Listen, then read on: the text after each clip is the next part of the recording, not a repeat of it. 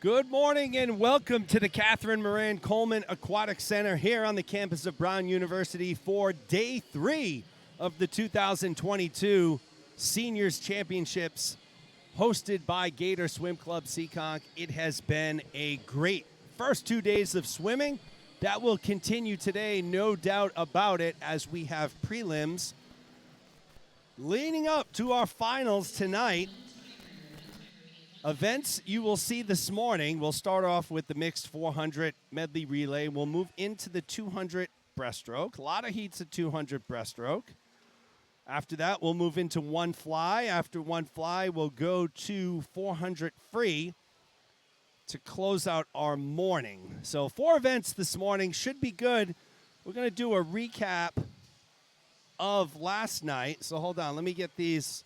Let me get this going for us. Let's see if this is going to work here. There we go. So if you're on the screen and you can see, we got Meet Mobile up basically. We're going to recap the events from last night. The women's 200 meter free. It was Natalie Mannion with the victory over Dana Lee. So Natalie Mannion, Dana Lee, Shea First, Megan Reish, Abigail Topfer. They were your top 5 on the women's side. Mannion continuing to rack up the hardware here at seniors. If we look on the men's side, it was Andrew Berzola. Berzola is a 20-year-old swimmer, I believe, from Brown. So, we let the college kids swim, but, I kind of take a look at this and say, you know what, Josh Parent, he's probably the real winner. Finlay Page, another collegiate swimmer, took 3rd. Jack Marin 4th. Aiden Wilson in 5th. If we go into the 100 breast, it was Eliza Brown. Great performance by her. She edged out Catherine Hanley. Ella Smith was 3rd. Avery Lord 4th. Sarah Bernard in 5th. If we head over to the men's side, it was Alexei Avakov with a rather easy victory. I say easy because it was about a second and a half in the 100 breast. That's a good spread there. Great performance by Raymond Whitaker as well in the finals, who dropped almost 2 seconds. John Butera took 3rd. Eric Linsyson 4th. Christopher G took 5th. And then in the women's 400 IM, it was Ashlyn Farris in a dominating performance. Dropped 6 seconds from her prelim time, 4:52.88. And believe it or not, I found out after that, 4:52 isn't even her best time. Her best time is 4:51 mid, I believe. So Dana Lee, another amazing performance last night. She dropped 7 seconds in finals, 5:01.52. Christina DiPietro 3rd, Ella Smith 4th, Isabella Schneider 5th. And then heading over into the men's 400 IM, Joshua Parent, again, atop the leaderboard, 4:28.02, an 8-second victory over Thomas Hagar. Jack Marin took 3rd. Alex Parent, his brother, Josh's brother, took 4th. And Ryan Shute took 5th. So let's take a look at the team scores. We haven't really talked much about team scores, but we'll do that right now. So Bluefish combined is in the lead, 777 points. Phoenix has 448, Commonwealth 431, and Gator Swim Club 336. And rounding out the top 5, it's Solo Aquatics, 270 points. If we look at the men, it's Bluefish leading the way, but Gator Swim Club is 2nd, Commonwealth 3rd, Crimson 4th, Cape Cod 5th. And then if we look at the women, once again, Bluefish leading the way, followed by Phoenix, Commonwealth, Solo, and Gator. So those are your team standings. We haven't talked much about the team standings. I know we should talk about those team standings a little bit more. So I'll try and get you some updated team results when we have breaks and such this morning. So that is all of the results from last night.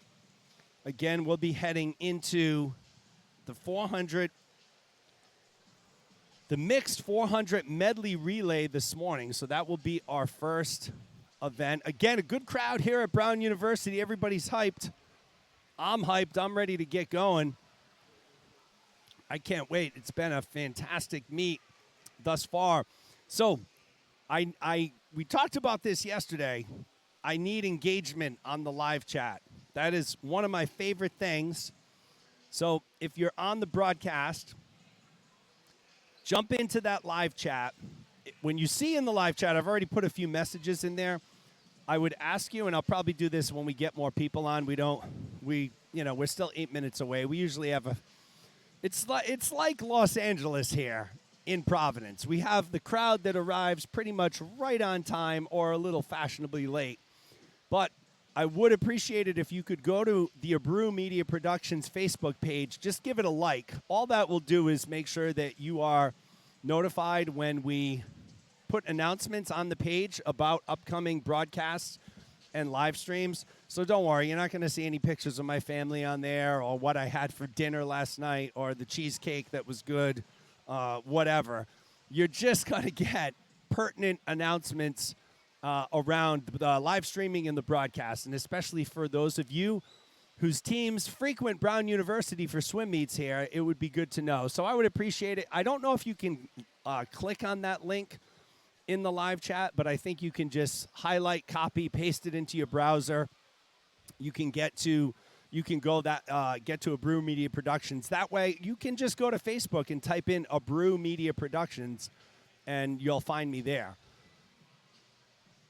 So we're looking for some good engagement on the live chat. Again, we teased this, and I'll tease this throughout today. Maybe I'll announce it tomorrow. Maybe I won't. We got a big surprise coming up for those of you who have 11 to 14-year-old swimmers who will be swimming at age groups here next weekend regarding the broadcast and the live stream. And I know I've gotten people who have already reached out to me saying, oh, do you have a special guest? Are you getting like Elizabeth Beisel?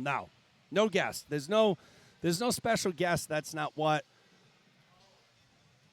the surprise is. I mean, listen, we'd love to have Elizabeth Beisel come on the broadcast at some point. So if anybody's got any connections, I know she's always very busy with all of the things that she's involved in. But yeah, we'd love to have her on for a session or two.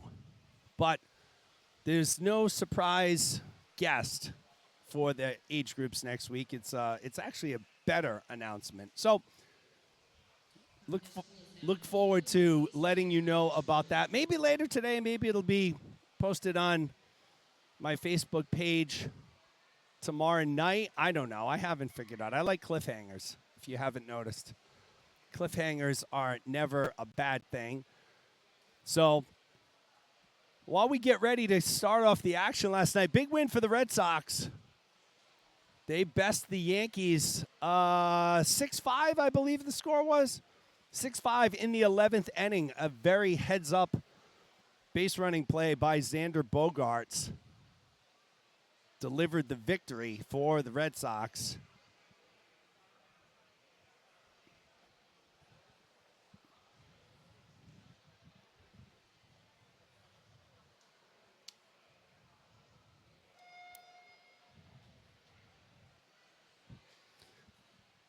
Just working on a couple last-minute connection issues here.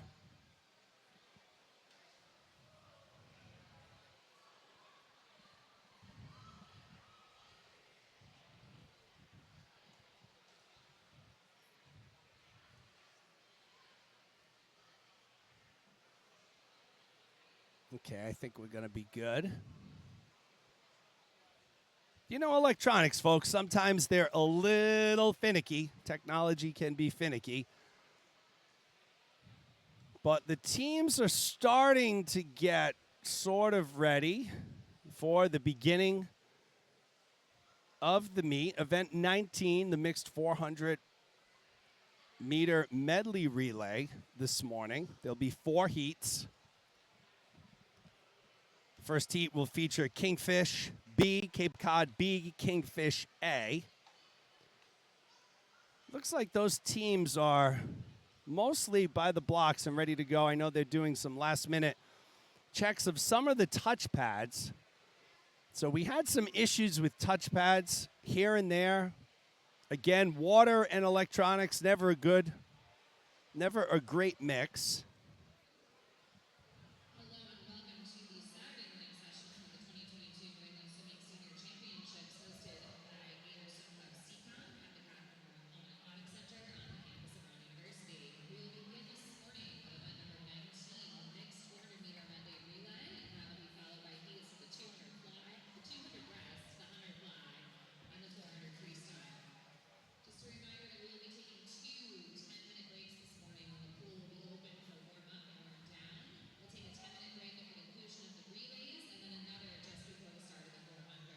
Okay, so there'll be 2 10-minute breaks this morning, one after the relays, one before the 400. So 2 10-minute breaks this morning.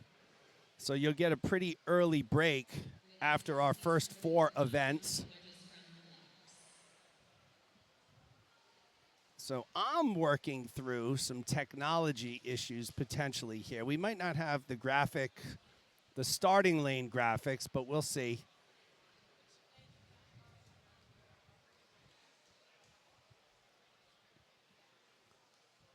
But in any event, it doesn't matter. We'll bring you all of the action live here. Kingfish B in lane 3, Cape Cod B in 4, Kingfish A is in lane 5. 8:58, we're going to get this thing going about a minute and a half early this morning.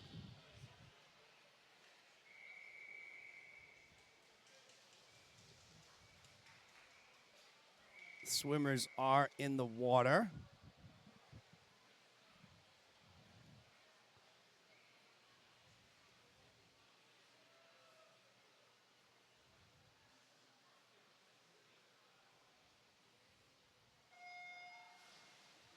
All right, there we go. We're going to be good to go. Kingfish B in lane 3, Cape Cod B in lane 4, Kingfish A in lane 5. We are underway. We are fired up and ready to go here at the 2022 New England Senior Championships hosted by Gator Swim Club Seekonk in beautiful Providence, Rhode Island.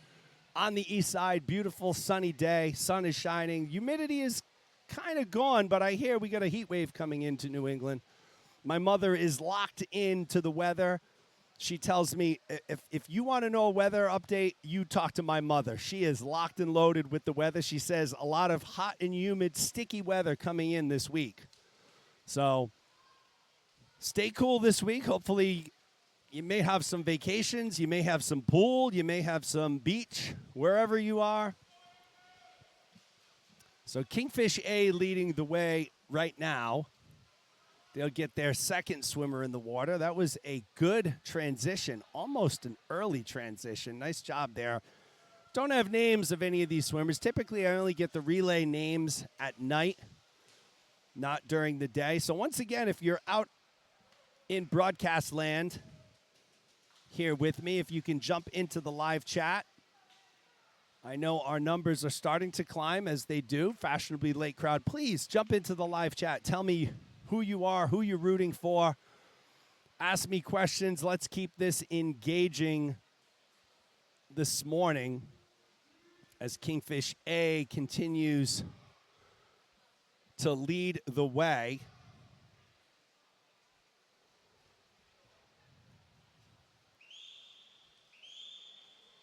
And a pretty good crowd here. There's been a lot of college coaches here this weekend. Big recruiting meet. Myself, I've seen representation from Dartmouth, Brandeis, Vermont, potentially Villanova, Providence College, and I'm sure there's been a ton that I just haven't known. So Kingfish A continues their lead. First one in the live chat. I knew it was going to be Nicole Martel-Levake. Good morning, Nicole. Nicole, you got to get your friends to jump into the live chat and be as outgoing as you are.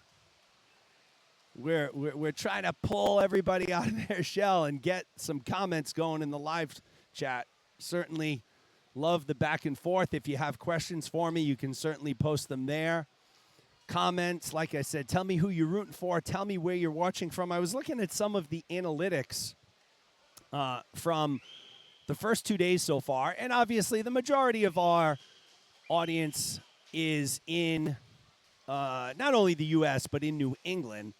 But we did have some viewers from Canada, and we did have some viewers up in Alaska over the first couple days. And I think we had one in Europe. We did. We had one in Europe.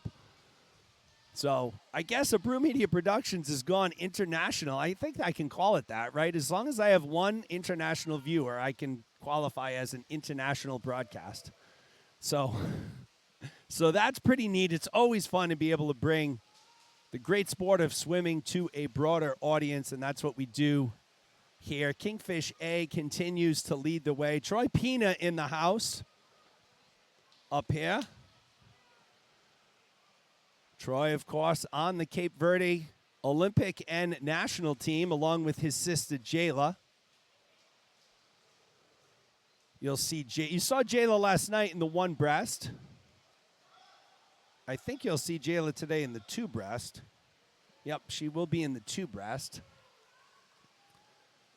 So Kingfish A will cruise to victory here this morning. Again, we're looking for participants in the live chat. Don't be shy, folks. Don't be shy. Jump right into that live chat. Let me know who's out there watching, who you're rooting for. So Kingfish goes 1 and 2. Cape Cod takes third.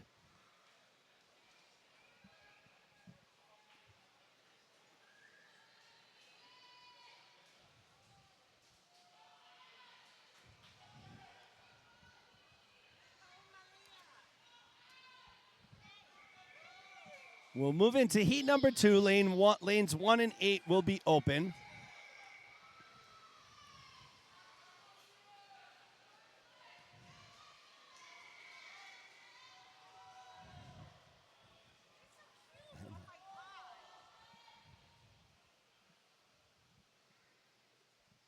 So heat 2 about to kick off. Mixed 400 medley relay. Crimson B in lane 2, Bluefish B in lane 3, Gator B in 4, Charles River B in 5, Cape Cod A in 6, Pioneer Valley Aquatic Avengers or Avengers Aquatics? I forget. Corey would kill me if I butchered that up, but. And let's face it, as we've talked about in this broadcast, I'm not about to get on the bad side of Coach Corey. For those of you who know him, besides the fact that he's a great dude and one of the nicest guys around, my man takes his health and nutrition seriously. He's built like an NFL linebacker, as I've said quite a few times. So you don't want to get on Corey's bad side. Corey, great coach, does a great job for his team and for New England swimming. Cape Cod A leading the way here.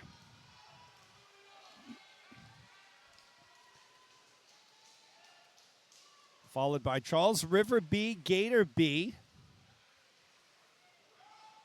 It's interesting. I don't even know if my own daughter's in this heat this morning. I don't think she is. No, she's not.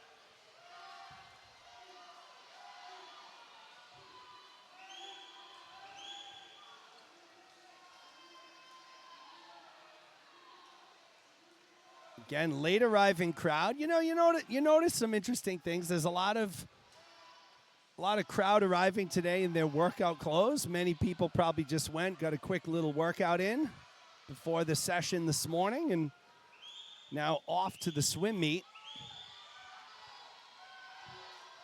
Again, a big thank you to all of the volunteer timers and all of the volunteers in general that make all of this happen here.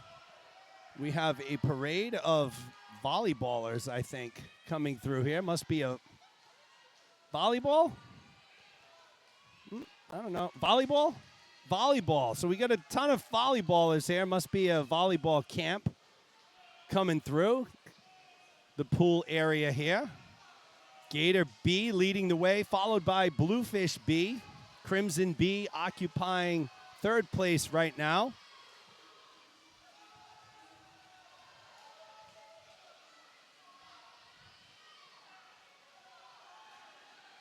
Gators looking strong in lane 4. Oh, Mom.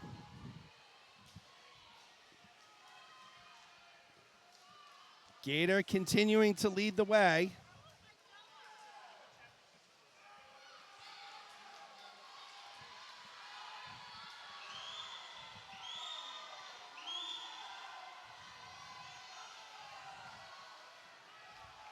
Here comes Bluefish in lane 3, so Bluefish mounting a comeback.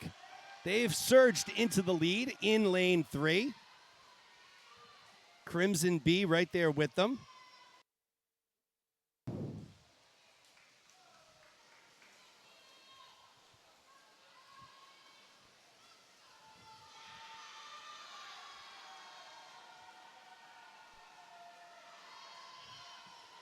Crimson B was in the lead actually at the turn by 2/100ths, but Bluefish has quickly erased that on the freestyle leg here, and it looks as though Bluefish are on their way to victory here.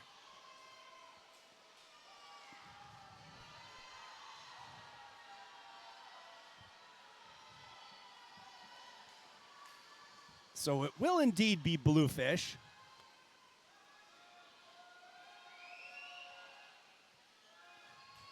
Let's get a final time for them.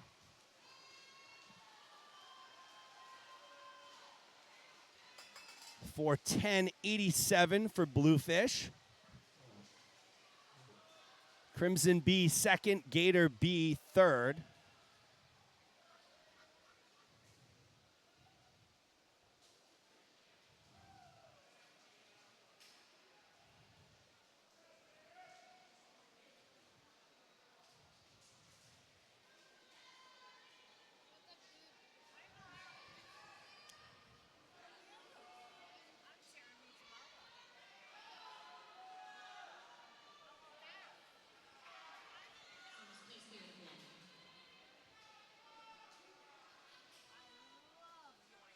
We're going to move in right now or momentarily to heat number 3.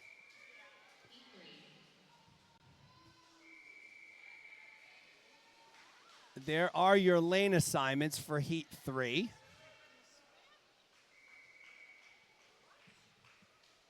I'm going to adjust my graphics ever so slightly.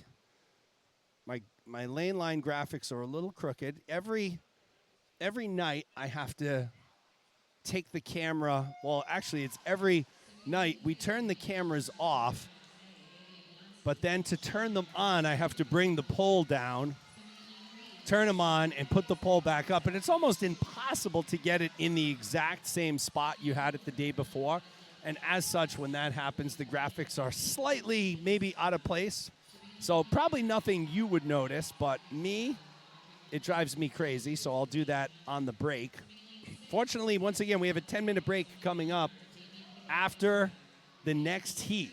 So after the relays, we'll have a 10-minute break heading into the 2 breasts. Then we'll have another 10-minute break heading into the 4 free this morning. Once again, we're live at the Catherine Moran Coleman Aquatic Center here on the campus of Brown University for the 2022 New England Senior Championships hosted by Gator Swim Club Seekonk.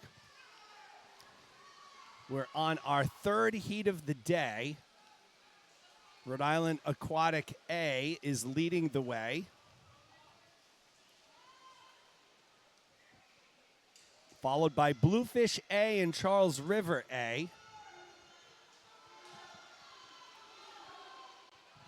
So as I mentioned, I believe there is a volleyball camp going on at the building next door to us here at the pool.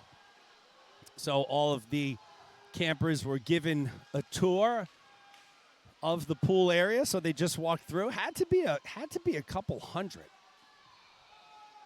So for those of you who are dealing with and have dealt with hotel issues in Providence and surrounding areas this weekend here in Rhode Island, that's why there's many camps going on. There's a big softball tournament. I think it's somewhere in Rhode Island, but it is really clogging up the hotels. There's the swim meet. There's volleyball camps. So there's a lot of things going on this week here in Rhode Island and southeastern Massachusetts. Bluefish has surged into the lead here in lane 3.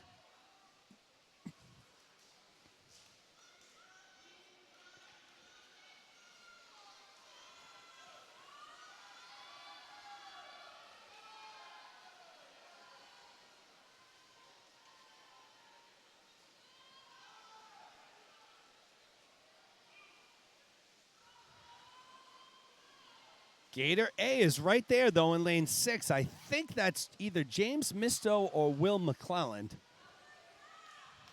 Nope, it's Misto. So Misto for Gators in lane 6.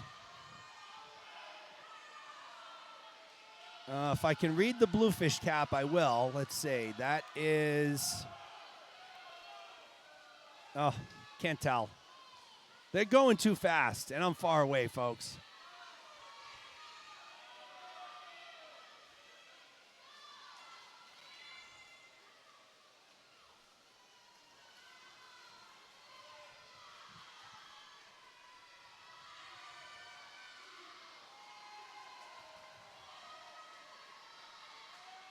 Bluefish and Gators battling. That's Jay Lapina for Gators in lane 6. I think that's Jacqueline Zipagin for Bluefish. The talented, I believe Jacqueline's 13 years old, maybe 14. They have 3 talented youngsters here. Margot LeVake, Ailette Nishikawa Gaitham, and Jacqueline Zipagin. I forget. I know Nishikawa Gaitham is 12, but I believe that is Zipagin right there. Or it could be LeVake. I don't know. It might be LeVake. I don't know. I'm struggling here this morning. In any event, it's Bluefish who takes it. 407.69. Crimson A takes second. Gator A takes third.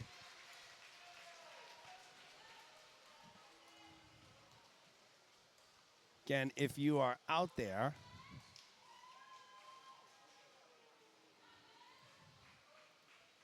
we'd love to have you join us on the live chat. The live chat box is located directly under the video player.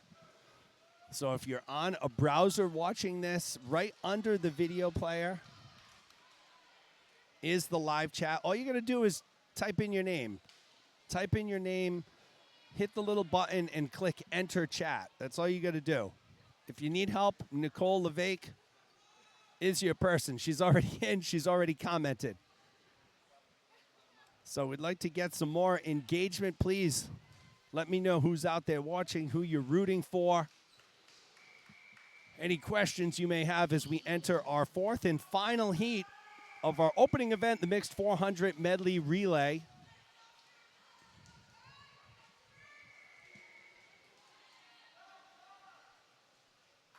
All lanes occupied. There are your lane assignments.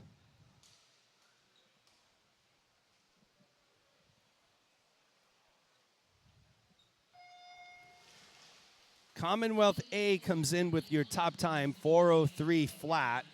Once again, at the conclusion of this heat, we will be on a 10-minute break. A 10-minute break for warm-ups, warm-downs.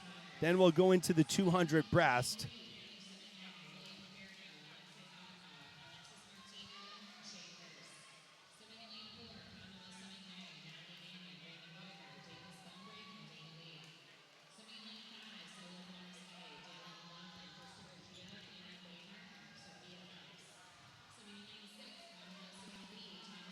Commonwealth B leading the way early on in lane 6, second from the top.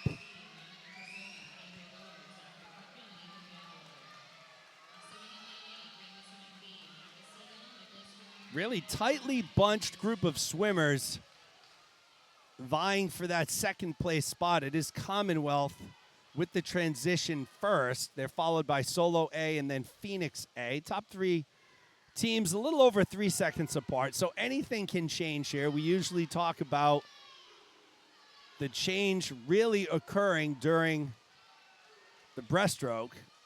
And here's the breaststroke, and I can almost guarantee you when we look at that transition after the breaststroke, these standings will not be the same. Solo Aquatics A has moved into the lead, followed by Phoenix A. They're in a virtual tie, 1/100th apart. Commonwealth B, a little over a second and a quarter apart.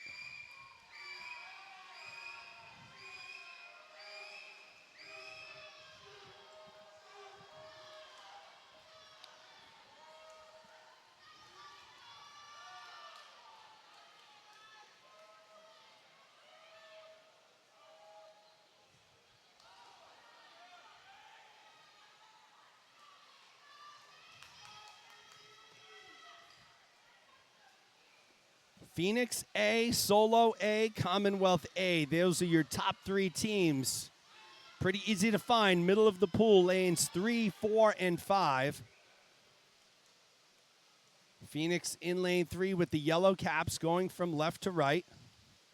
I don't know if I mentioned, I'm joined by my mother, Carolyn Abreu, here this morning. Once again, she's racking up those OT hours this weekend, working the video production side, and by that I mean switching cameras. So she's been doing a great job. She's also, like I said, if you need to know the weather, she'll be your lady for that.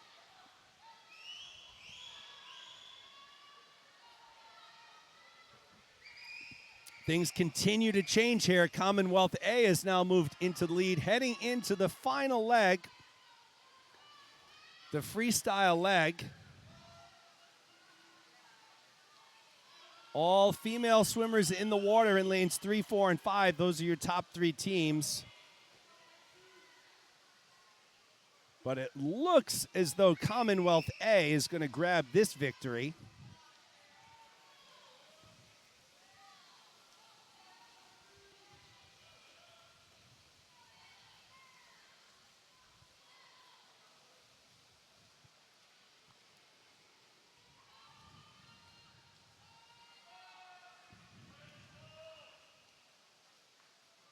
And it will be Commonwealth A taking it.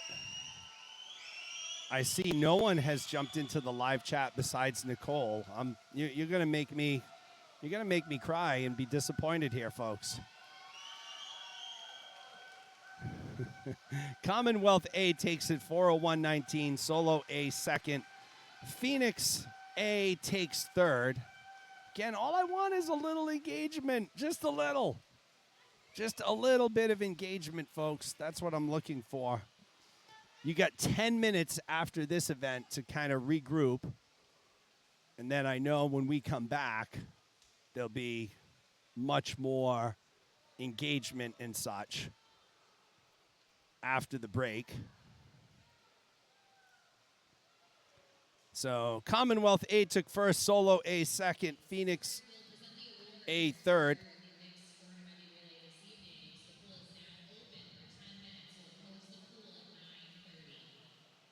So the pool will be open for warm-ups right now. I don't know if they're going to do awards. I have to step away for a brief second. So we'll keep you here. Our next event will be event 20, the 200 breaststroke. We will be back in about 8 minutes.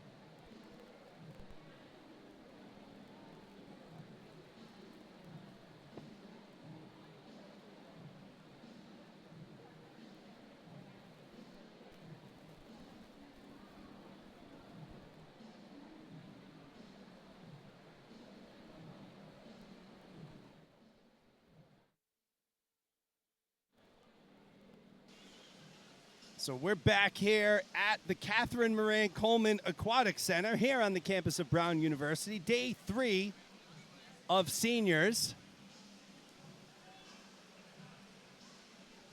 We just finished the relays. They took a 10-minute break. After this break, we'll start off with the 200 breast.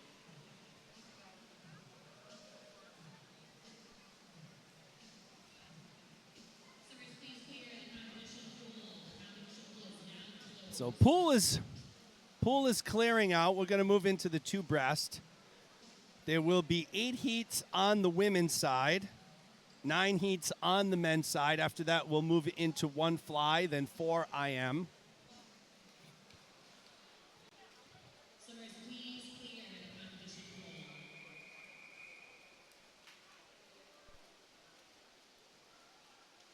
Swimmers are being asked to clear the competition pool. Some are listening, some are not listening. That's typically how it works. It's like herding cats here. Hundreds of kids in the pool. Most of them are starting to clear out. So we should be back underway any second, probably right on time. This event was scheduled to start at 9:32. It's 9:30 right now.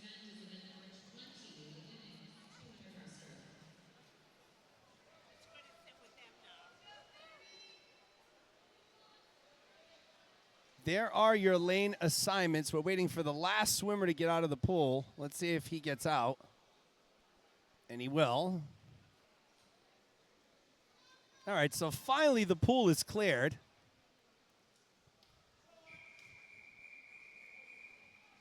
Heat 1, event 20, women's 200 breast. There will be 8 heats.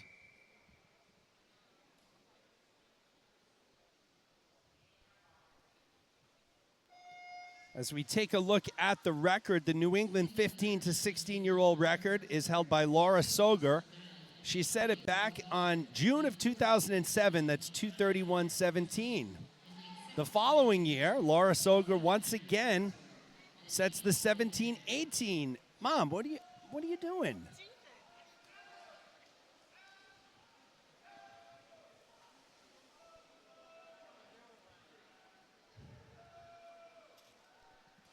The following, yeah, sorry, folks. Sometimes Mom, I don't know what she does. She just thought it must have been still a break. She just gets up to walk away. Her cup, Avery, can you throw that cup away, please? Mom just walks away from the camera thinking that we're still on a break, but we're not. We're live and running. So, meanwhile, Laura Soger the next year in 2008 sets the New England 17, 18-year-old record, 226.41. And surprise, surprise, in 2015, it was Laura Soger who set the New England Open record, 223.54. So as I take a look, our top seed is Eliza Brown. She's at a 232. So how old is Eliza? She's 18. So not out of the realm of possibility, I guess. A 6-second time drop. Megan Kelly leading the way here, followed by Kylie Herb Stuber and Ula Haller. So opening heat of the 200 breast. Saw some more college coaches here this morning. Just saw St. Michael's from Vermont. I did see the Villanova coach once again. I'd like to get one of these coaches on the broadcast, especially either now or during the 400 free. We'll see if we can grab a college coach during the 400 free. Would you like that?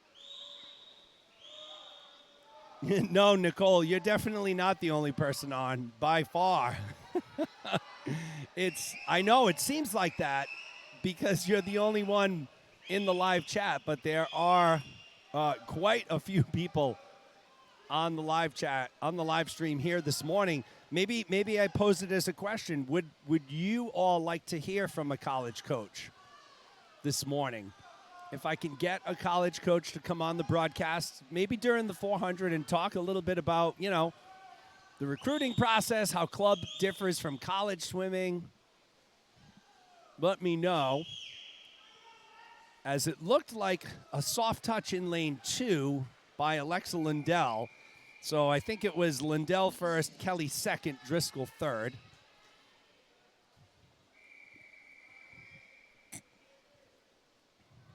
So jump into the live chat and let me know if that would be a pretty cool thing for you to hear from a college coach this morning. I'd love to try and get one on for you. We're in Heat 2, Michelle Lee in lane 1, Francesca Dolby in lane 2, Eleanor Saska in lane 3, Ava Wertnen in lane 4, Emily Richardson in 5, Maeve Hogan in 6, Audrey Cook in lane 7, and it's Samantha McClintock rounding out the field in lane number 8. This is our second heat. Ava Wertnen comes in to Heat 2 with the top time. She's, of course, in lane 4, 2:29.48 for Wertnen. Emily Richardson leading the way right now, followed by Audrey Cook.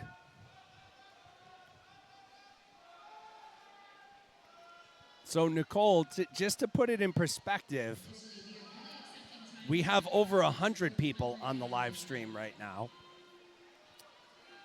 So it is amazing, but I know a lot of people, they may cast the broadcast to one of their TVs or somewhere, so maybe they might not, it's a little different setup like that. But I got to think there's quite a few of you on the broadcast with either a phone, a tablet, a computer, an iPad. So don't be shy. Hop into that live chat. It's located right below your video player.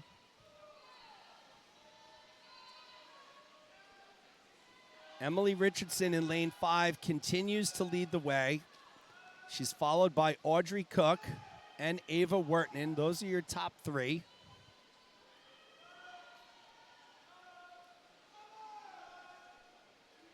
Live at the Catherine Moran Coleman Aquatic Center on the campus of Brown University. This is day 3 prelims for our senior championships. My voice is continuing to hold up here, folks. My voice is not really trained. My voice hasn't been tapered for a 4-day meet. My voice is only tapered for like a 2.5-day meet. So we'll see what happens tonight and tomorrow. But we're going to give it the old college try here. Audrey Cook from the Bluefins has now moved into first in lane 7. 15 years old. She came in with a 2:30.87. Here comes Francesca Dolby in lane 2 from Bluefish, 15 years old as well.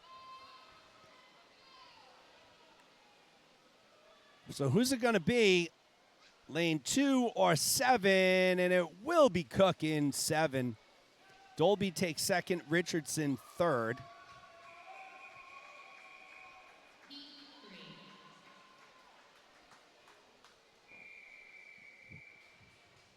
I think we can also do this. This is the start list here.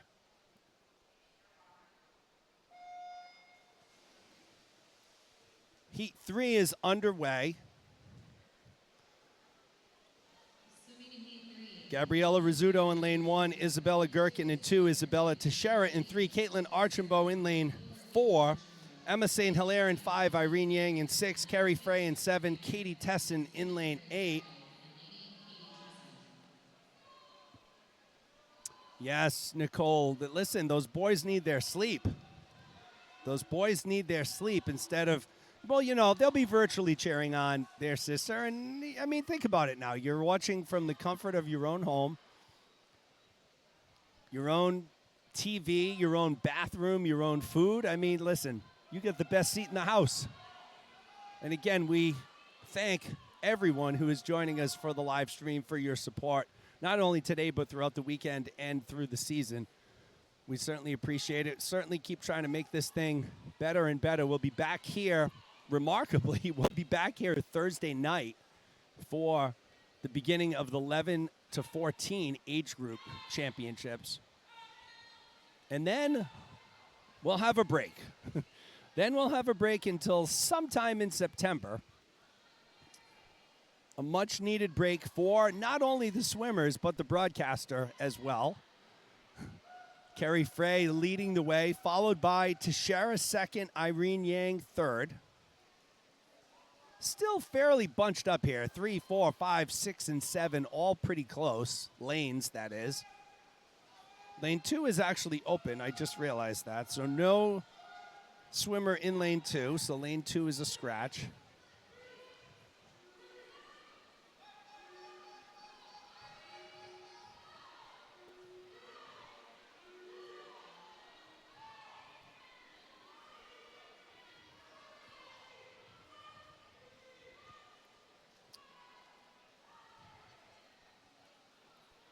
Carrie Frey continues to lead the way, followed by Teixeira and St. Hilaire.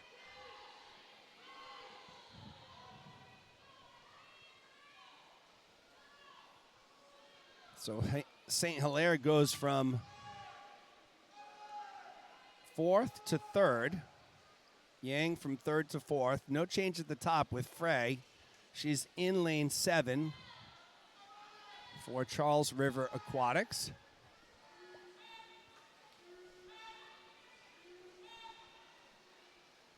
Here comes Teixeira in lane 3, but it will be Carrie Frey who takes heat number 3. I think this is the end. Yeah, of course it is. 2:53 flat for Frey. Teixeira goes second, Yang third.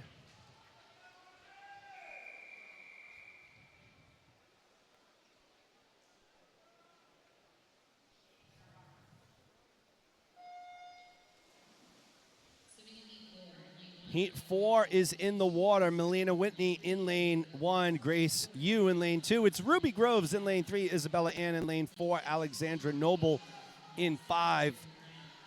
Christina DiPietro in lane 6. Kara McGrath in 7. Laura Doobie in 8. And Nicole, I guess the great thing about this, if no one else wants to jump into the live chat, it's basically like you and I having a one-on-one conversation. I might as well just be right there in your living room, you know? Chopping it up, talking swim, current events. I don't know, maybe a little sports conversation here and there. I'm always game to talk about anything. If you folks have not noticed, which creates an interesting environment in my house, I pretty much wake up like this. While my wife, she gets to about 50% of me by maybe 3 in the afternoon or 2. So she's quite the opposite. It's Ruby Groves from Gators leading the way right now. Groves will swim this fall at Williams College. Her younger brother, George, also competing here at seniors.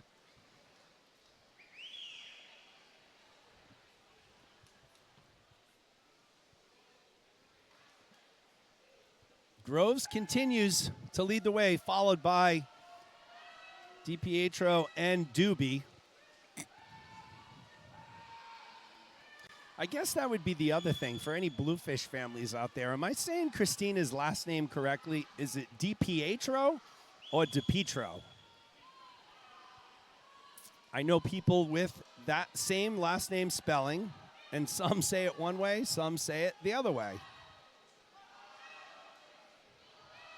I try and do my best with pronunciations. I think my success rate is probably hovering around 95%, but there is that 5% that I butcher.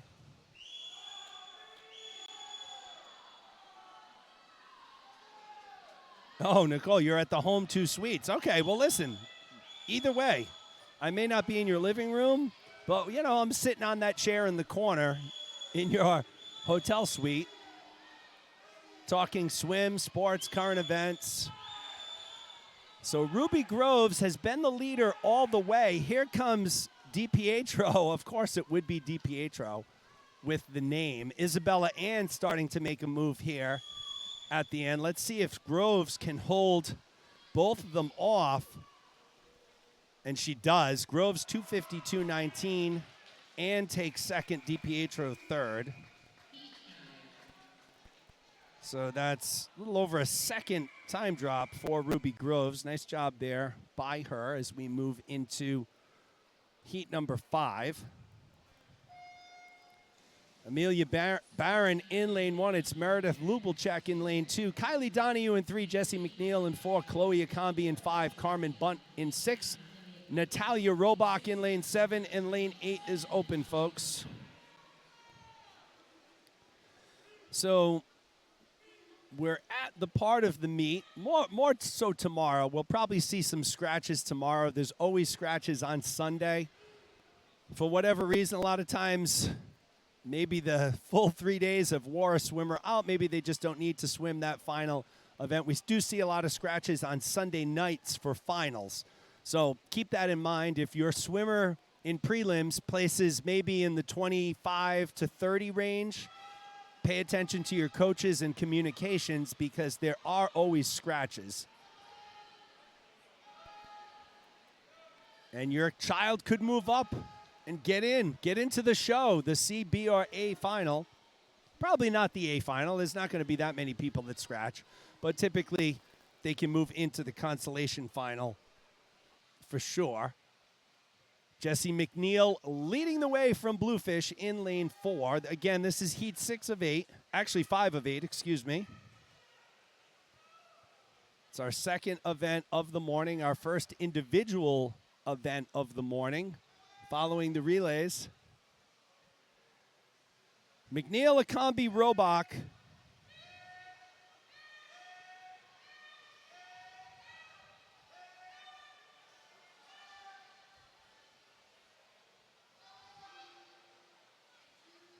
They are 1, 2, and 3.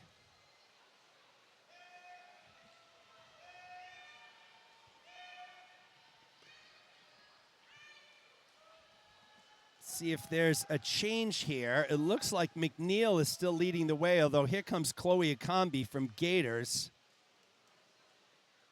McNeil, Akambi, they're 15 100ths of a second apart. Robach, a second and a half behind. Well into the final 50. McNeil came in with a 250.99. Akambi, a 251.29. Akambi will go to the University of Michigan next year, so she'll be a Wolverine out in Ann Arbor. One of 3 senior swimmers here that will be attending Michigan, Malia Amwan and Anna Bamer being the other 2. Jessie McNeil battling along here with Carmen Bunt. It's Bunt from Gators who's made a real strong push over the final 50. Let's see who touches first here, and it will be Bunt. 250.228. McNeil takes second, Akambi third. So great race there all the way around. It was Carmen Bunt, your Heat 5 winner. We'll move into Heat number 6.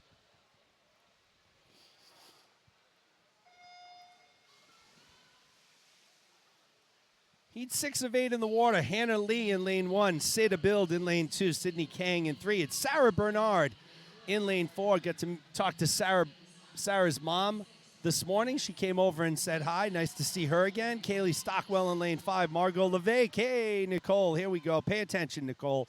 Margot's in the water in lane 6. Sarah Zhang in 7. Charlotte Hoover in lane 8. Very interesting. We got in lane 6 and 7, 2 of our younger swimmers at seniors. Sarah Zhang, one of, I believe, 2 12-year-olds. Sarah from Gators. And then Margot LeVake, a 13-year-old from Bluefish. So once again, lane 6 and 7. LeVake in lane 6 is 13. Zhang from lane 7 is 12. I mean, you know, we've talked about this a few times. For a 12 and a 13-year-old to be fast enough to have a senior's cut, and not only just to have a cut, right, but we've seen finalists come from that 12 and 13 age group, which is truly amazing when you think about the fact that, you know, there are quite a few college swimmers here in the 20 to 22-year-old age bracket. So some of these 12-year-olds are swimming and not just swimming, but competing against other swimmers 10 years their elder, which is ridiculous. So amazing talent. Let's hope their careers continue to flourish and rise, as I'm sure they will.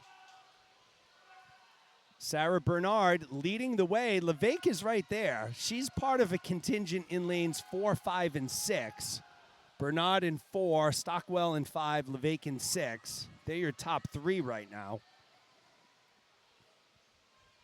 Will hit the wall for that final turn. It will be Bernard, followed by Stockwell and LeVake and Kang. So look at this. Our 2 youngest are situated 3rd and 4th right now.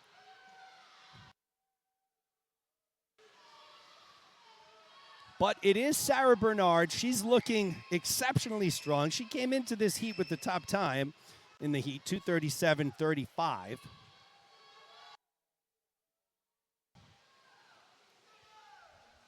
I think with 15 meters to go, we're safe to say it will be Bernard, Stockwell, and LeVake.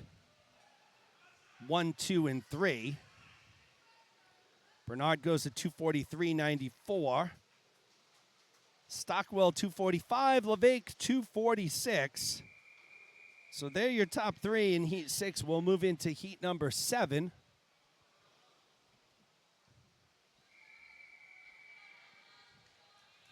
Heat number 7 about to be in the water. Hope Nolan's in lane 1. It's Allison Bragg in lane 2. Ashlyn Farris in 3. Ella Smith in 4. Ella Derby in 5. Kelsa Dador in 6. Savina Villani in 7. And it's Cara Dominici in lane 8. I'll tell you, Farris must be exhausted. She had 2 absolutely amazing performances yesterday in the 4IM, one in the prelims, one in the finals. She ends up winning the 4IM finals last night, going a 4:52. So a fantastic swim for her. She'll be heading to North Carolina. Ella Derby's heading to Boston College. Kelsa Dador is headed to Davidson.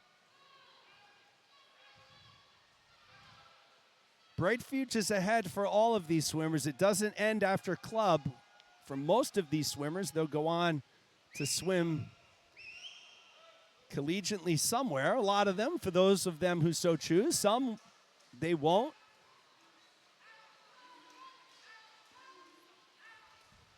Right now, it's Ella Smith, Farris's teammate from Bluefish, leading the way in lane 4. She came in with the top time for heat 7, 2:37.06. She's 18 years old. I think, do I have a college commitment from Ella? Let's see. I do. She's one of 2 going to the University of Minnesota. That's right. She's a Golden Gopher, along with Ava Yablonsky. I think Ella will do all right up at Minnesota, right? Similar weather to New England here. Going to have some cold winters, a lot of snow. I think us New Englanders can adapt pretty much anywhere. I always get a kick out of folks from other parts of the country, especially south or west, that come up north to New England and deal with the New England winters. It's always pretty funny to see. Ella Smith continues to lead the way. It's Farris who has moved into second. Third place is Allison Bragg. From the Portland Porpoise, let me say that again, the Portland Porpoise Swim Club.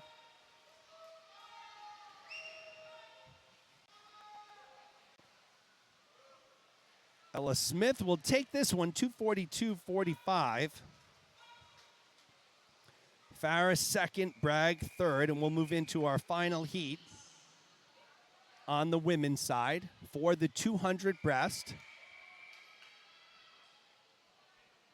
Top overall qualifier here is Eliza Brown in lane 4. 2:32.03 for Brown.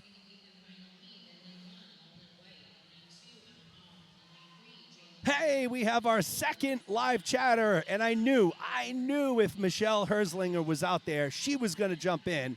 I had the pleasure of meeting Michelle yesterday. She watched on the live stream in the morning, watching her son Gabe, attended finals in the evening, And Gabe not only made finals, I believe he made a futures cut yesterday morning in prelims. With all these high-level meets, I forget. It was futures, I believe. Maybe it was, yeah, it was futures. So congratulations to Gabe Herzlinger from Crimson. Michelle, it was fantastic meeting you. Michelle, kick some of those, your fellow Crimson parents in the butt a little bit and get them chatting with me here on the live chat. Let's keep this thing lively.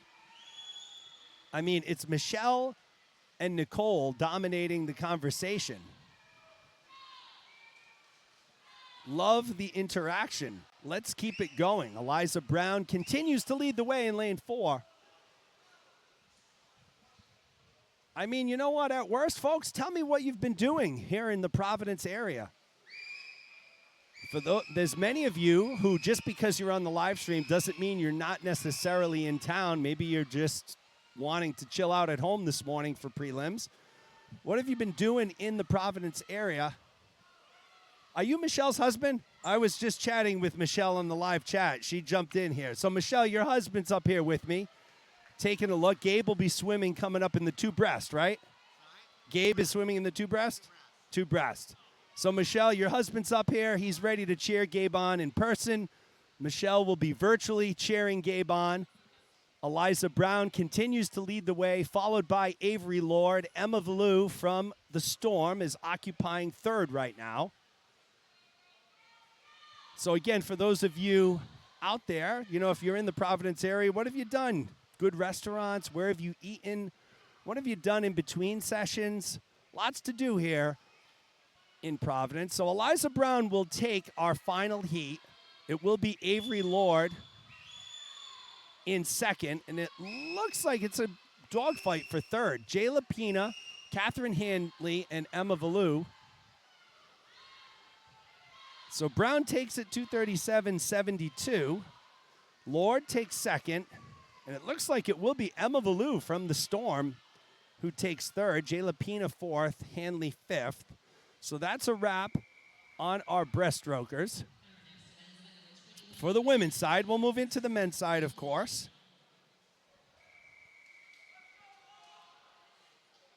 Nine heats on the men's side for breaststroke. There are your lane assignments.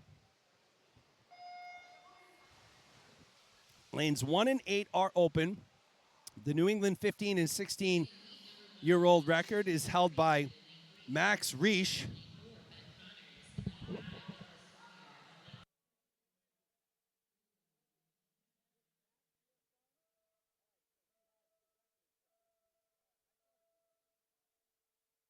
So Max Riesch, whose sister Megan is here competing, holds the record for the New England 15 and 16-year-old 200 breast. He set it in August of 2018, 2:14.75.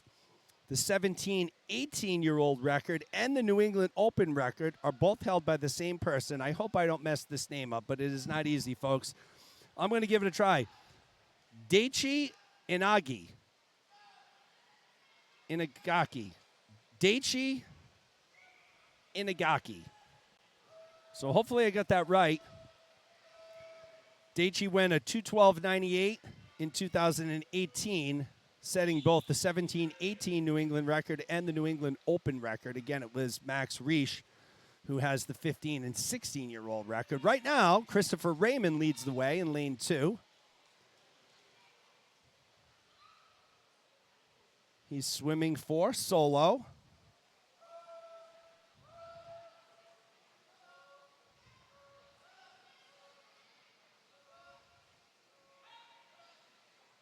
Oh, Nicole, nice. A beach rental in between seniors and age groups. I think that's what it said. Yup. Yeah, family downtime is certainly nice. There hasn't been much downtime for me in July. I've broadcasted a swim meet once next weekend comes, 3 out of the 4 weekends in July. So it's been a busy month of July, but I got a lot of relaxation time in between that and got time off in August as well. So that'll be nice. We hope all of you have a fantastic New England summer. You know, I've said it all along. I've been to the West Coast. I've been to Florida. There is no better place to summer than New England. Christopher Raymond will be your Heat 1 winner. Good race for second place between Andrew Wong and James Giglio. Ben Connor's starting to make a late push here in lane 4. Will he catch up to Giglio and take third? He'll just get out touched. So Raymond first, Wong second, Giglio third, Connors fourth. As we move into heat number 2. Ron is the one that feeds the swimmers. Nice. Nice, Michelle.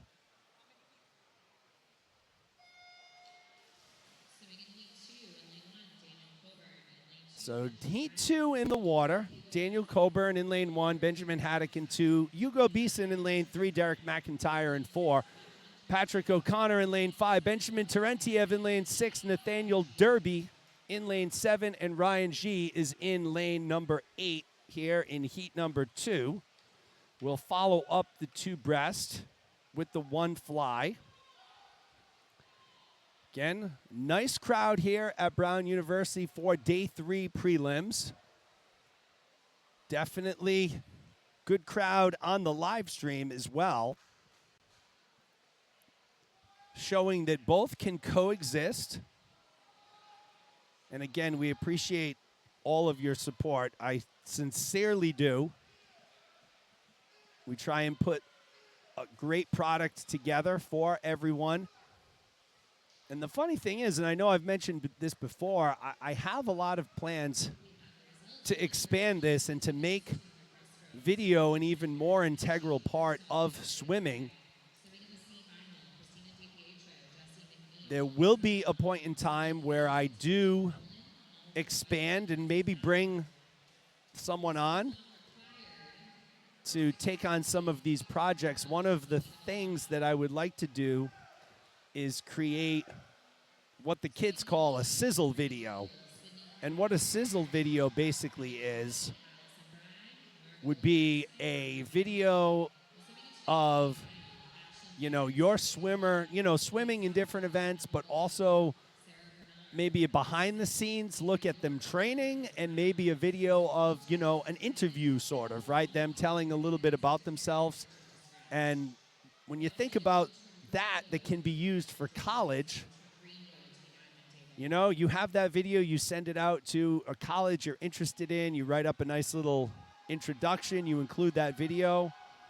So that's something that I do want to get into. Obviously, it takes a lot. I'm not a great video editor. I'm not a really good video editor at all, so I'm going to need to bring someone on who's handy with that. Maybe an intern. I'd love to get an intern. So we'll see, but a lot of ideas to make it better. Nathaniel Derby will take heat number 2 out of lane 7, 2:39.20 for Derby. It will be Haddock who takes, Terentiev who takes second. Haddock will take third.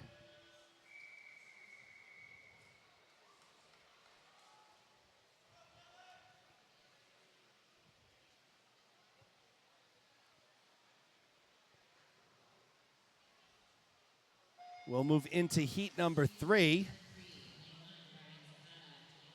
Brian Zapata in lane 1, Abel Haller in 2, Dylan Fung in 3, Matson Spurn in lane 4, Dylan Jewett in 5, Thomas DePaulo in 6. It is Nikita Ostempenko in lane 7 and Thomas Denton in lane 8. So that's kind of my next. That's kind of a different project. My next enhancement for the broadcast, as I've just purchased a wireless video transmitter and receiver, is getting someone with a camera on a gimbal down on the deck to give you that view of the pool right from deck side. So that's something I'm working on. I don't know if I'll be ready for that next weekend at 11 to 14 age groups. I may be, I may not be. So we'll see about that, but I think that would be another good camera angle to capture. So we'll see if we can make that happen. If not, in long course, definitely for short course, hopefully. Again, I got to get the proper permissions to be down on deck doing this. So we'll see if we can make that happen. But I think we should be able to do that. Dylan Fung from Executive is in the lead. He's followed by Brian Zapata and Dylan Jewett.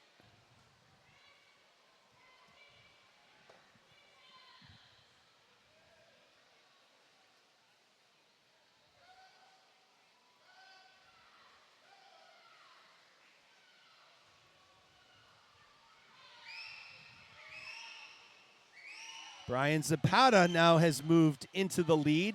Dylan Jewett second, so good battle there. Zapata in lane 1, Jewett in lane 5. And Zapata has really started to separate ever so slightly with 15 meters to go.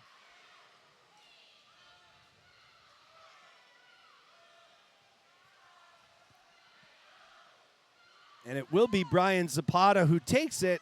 240.97. Fung takes second. Denton takes third. We have an excited mom with us. Who's your child? Who is your child? Abel, he got the same time. Oh, okay. So Abel Haller's mom up here. Abe went at 244.36. So nice swim for him as we move into heat number 4.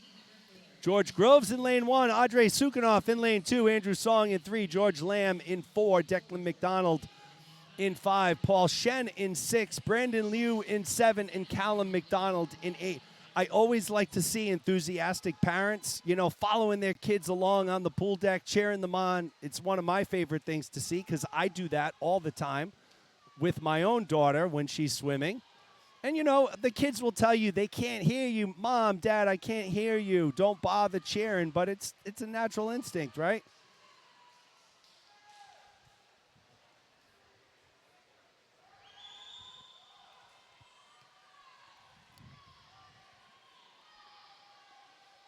Paul Shen at the 50-meter mark, leading the way. He's followed by Groves.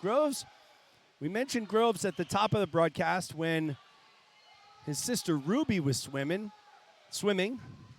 That's a New England thing when you don't use your G's. Swimming. When Ruby was swimming earlier, Paul Shen continues to lead the way at the halfway mark. 112.54 for Shen. Sukanoff second, Groves third. So good battle between Groves and Sukanoff here at the bottom of your screen in lane 1. Sukanoff currently winning that battle. Here comes George Lamb in lane 4. So George Groves in 1, George Lamb in lane 4. As you can see, that race has tightened up a little bit in lanes 1 and 2. Groves, excellent closing speed, so we'll see how he finishes his final 50. Right now, though, Paul Shen is comfortably out in front. 3-second lead.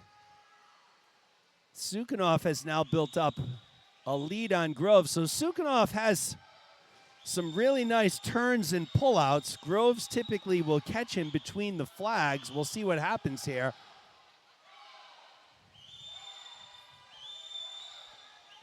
Shen will be your winner in lane 6. Sukanoff holding off Groves' 15-meter mark. Safe to say Sukanoff will take second, Groves will take third. Shen is your heat winner, 231.68. Sukanoff second, and it will be Groves who takes third. 237.91, that's a 5-second time drop for Groves. Shen goes 231.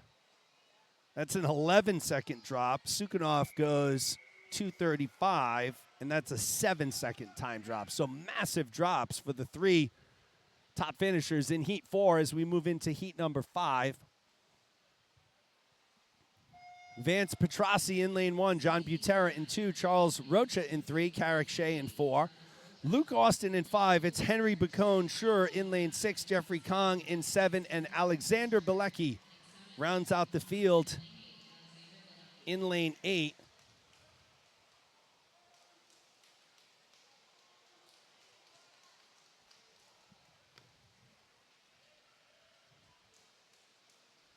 This is heat 5 of 9.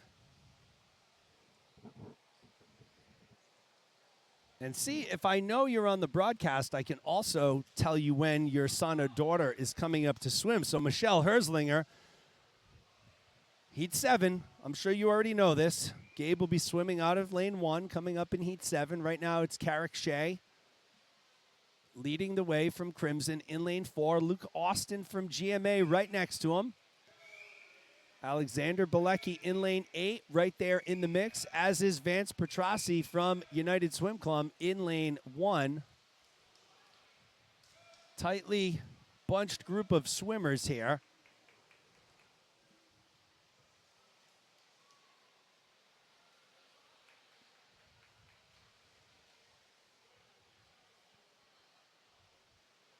Austin, Shea, Bilecki at the halfway mark. Full complement of officials again here today. I'll try and call out the ones I know. Dickie Parasault is here. Bill Carline. Randy Wilson. Greg Goern. Matt Soska, I believe. I think I see Matt on the other side. Brian Dubois. Who else do I see?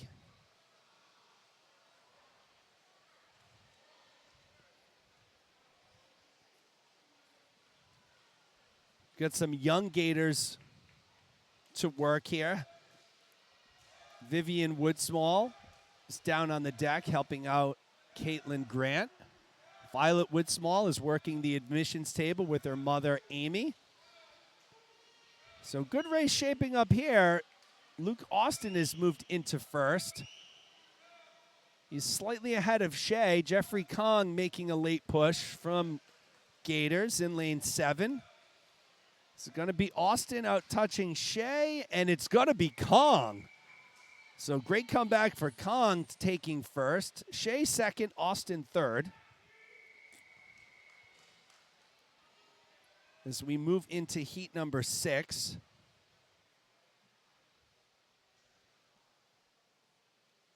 Heat 6 of 9 in the water. Lane 1 is open.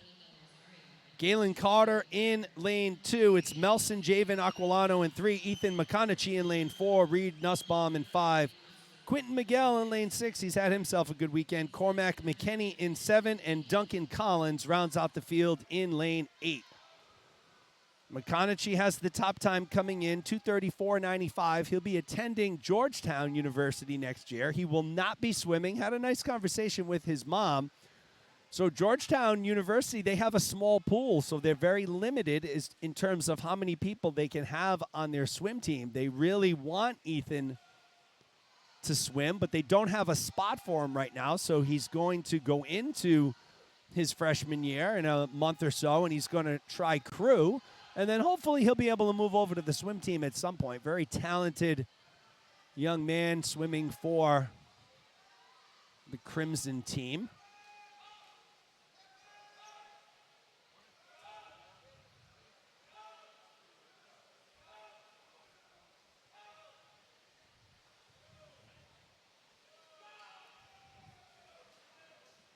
McKinney, Carter, Miguel, Nussbaum, Aquilano, all within a second of each other. So 9/10 of a second separate our top 4 swimmers.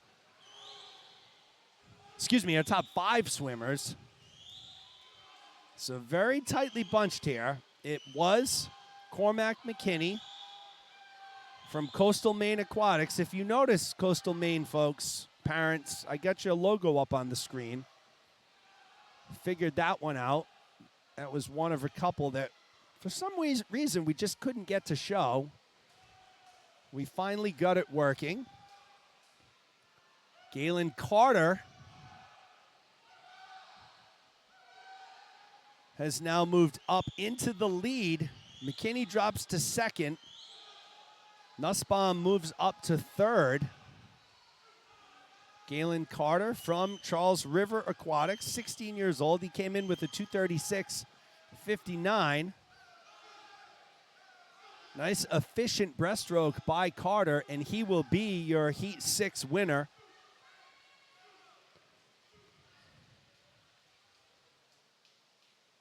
.232.43 for Carter. McKinney second, Nussbaum third. As we move into heat number 7.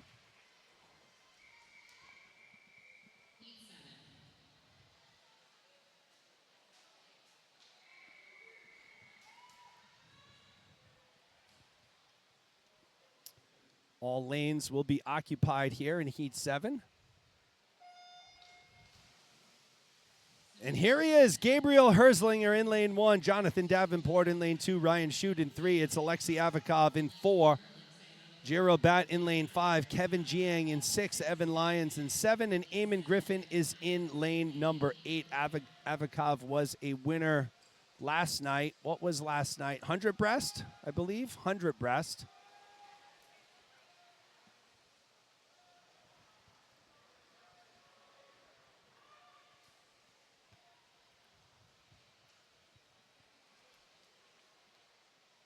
Avakov leads at the first turn. Avakov, one of the smoothest breaststrokers in the field. Nice glide. Really maximizes his time in that streamlined position. At the conclusion of his kick, just below the surface of the water. Not a lot of wasted motion at all. Avakov at the halfway mark, 109.04. He's almost 4 seconds ahead of Ryan Shute and Jiro Bat, and Kevin Jiang for that matter. So it's a tight race for second, as you can see. But Avakov looking strong. He came in with a 222.55, which I believe had him seated third overall coming in to this event.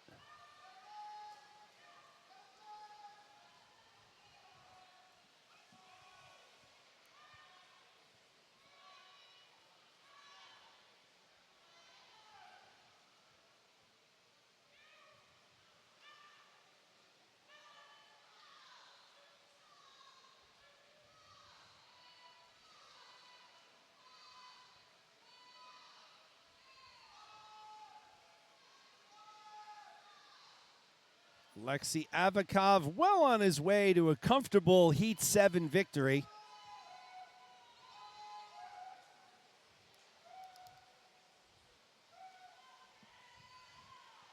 Avakov will go at 224.61. Shute will take second, 230.28. Jiang third. So Alexei Avakov, your Heat 7 winner. We'll move into Heat 8 of 9.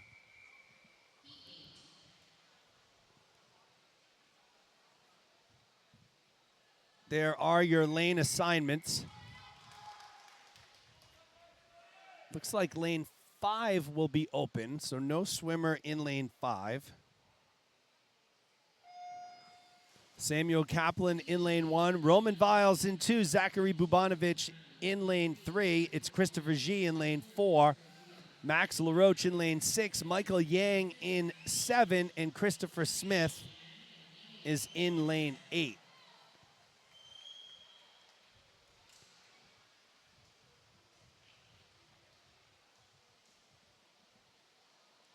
Christopher G comes in with the top time, 222.51.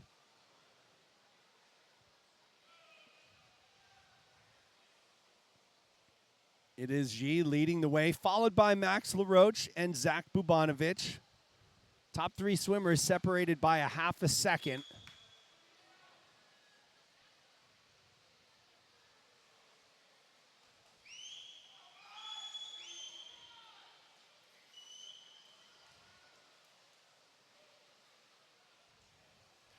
LaRoche holding his spot in second, it seems. Did Christopher G lose his goggles? Hold on. Let me see. No, he didn't. Looked like he did, but he's under the cap.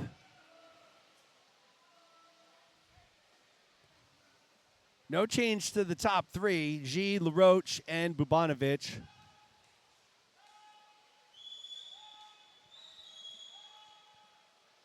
All leading the way. Christopher G was out with a 1:10.12. A second and a half ahead of LaRoche. A little over a second and a half ahead of Bubanovic. A little change here going into our final 50. Bubanovic has moved into second. LaRoche has dropped down into third. So Zach Bubanovic from Crimson putting the foot on the gas, and he's going to try and challenge Christopher G here. 15 meters to go. G has a body length lead. If there was some more pool, Bubanovic had a chance, but it is Christopher G who takes it. 2:27.67. Bubanovic second, LaRoche third.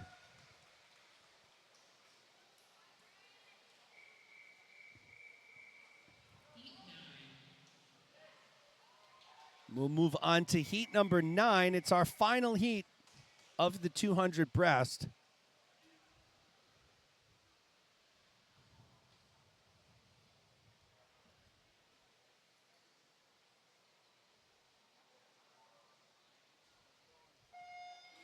Chase Gagnon in lane 1. It's Nathan Coleman in lane 2. Josh Parent in 3. Ray Whitaker in 4. William Carrico in 5. William Kanan in 6. Damian Figuet Kosarev in lane 7. And Andrew Nath is in lane number 8. Whitaker comes in with the top time, 2:21.86. So he's the only one in the field. Sub 2:22. 2:21.86 for Whitaker. He's in lane 4. Currently running in 4th. It's Josh Parent leading the way, followed by Figuet, Kosarev, and Carrico at the 50-meter mark. Long way to go here in our final heat of the men's 200 breast.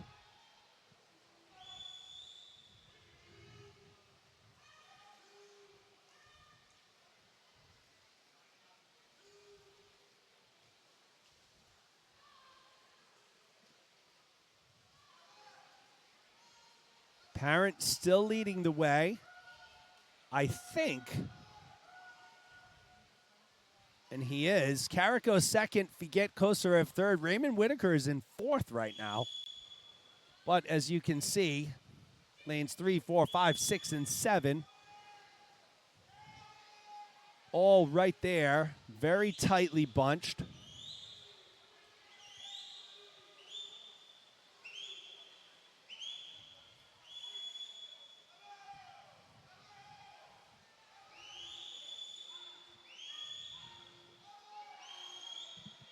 Looks like Parent will go into the final 50 as the leader. Carrico's a second behind. Whitaker's 2 seconds behind. Figuet Kosarev just under 3 seconds behind.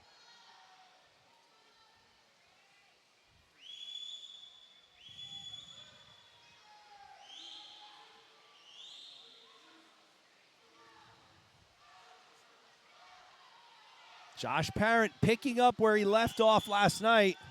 A fixture on the podium over the first 2 days.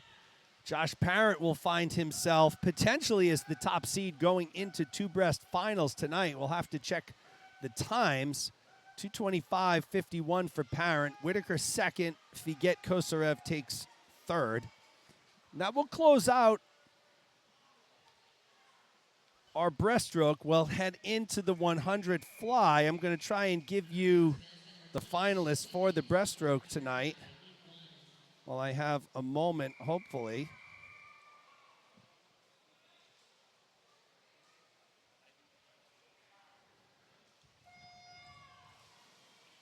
You have your lane assignments there. The alternates for the two breast, Cara Dominici and Kerry Fry swimming the consolation final. Christina DiPietro, Jessie McNeil, Isabella Ann, Sid Bild, Hope Nolan, Alden White, Kelsa Dador.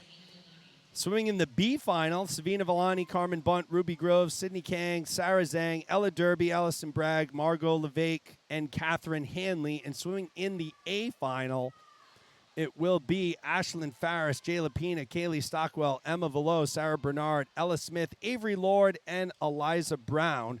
So I think there was a tie there somewhere for 16th. So there will have to be a swim-off. Carmen Bunt and Savina Villani tied for 16th with a 250-228. So there will have to be a swim-off there to determine who gets the B final, who gets the C final, which means that in all likelihood, DiPietro will move to the first alternate, Kerry Frey to the second alternate. We'll get you those men's results in 1 second after we take a look at the winners here of Heat 1. Benson first, Zanolo second, Wells takes third.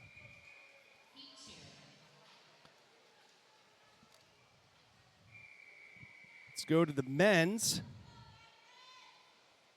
two breast. I don't know if I have that in final yet. I don't have final numbers for the two breast on the men, so maybe in a couple heats I will. This is Heat 2 of the women's 100 fly. Heat 2 of 11. Megan Lathrop in lane 1. Sophia Kaza in 2. Grace Wong in 3. Charlotte Hoover in 4. Julia Pelchat in 5. Jennifer McGrail's in 6. Leah Walden in 7. And it's Clementine Robbins in lane 8.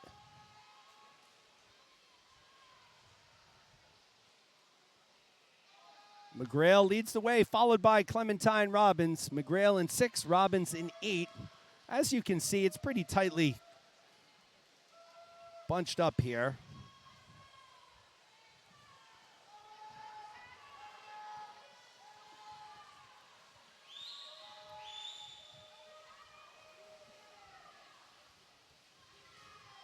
Looks as though Clementine Robbins in lane 8 has now moved into first, surged into first, I should say. And it will be Clementine Robbins who takes this heat, 108.07.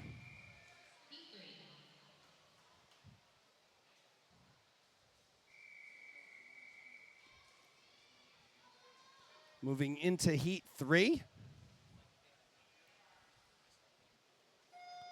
Lila Doherty in lane 1, Sydney Stockwell in 2, Alexandra Sadek in lane 3, Elle Anthony in 4, Hannah Lee in lane 5, it's Abigail Choi in 6, Caitlin Lacey in 7, and Izzy Chu in lane 8.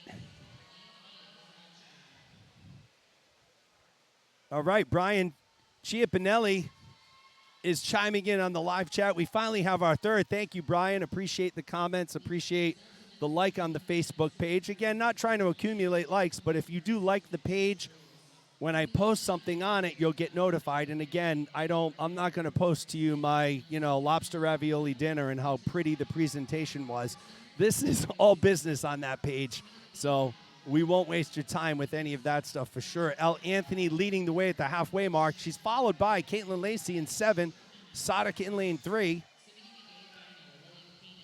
Anybody's race here, as you can see, lanes 3, 4, 6, 7, all in contention. Could be lane 6. That's Abigail Choi. And it is Choi, 107.51.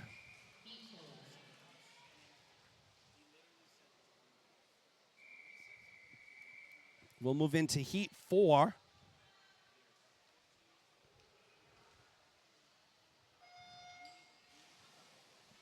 Irene Yang in 1, Naomi Bogholm in 2, Sarah Henderson in 3, Haley Pinola in lane, no Haley Pinola, lane 4 is open, Amelia Howe is in lane 5, Amalia Guerra in 6, Peyton Knightley in 7, and Juliana Guida in lane 8. So again, Brian, thank you for the comments. We got 3 people in the live chat. We need more.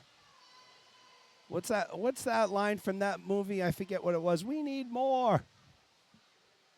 I don't know what movie it is. Sometimes I'm not a big movie quote guy. I don't know about you all. I have friends that no matter what I say, they'll quote a movie. they're like the Rain Man with movie quotes. I can tell you my favorite movie is Wedding Crashers. I know, pretty sophomoric, but here we are. And I could not tell you a quote from that movie. Well, maybe I could tell you one or two, but besides that, probably not. Do we have our second heat winner from lane 8 out of our first 4 heats? And we do. Juliana Guida from the Storm, 106.50.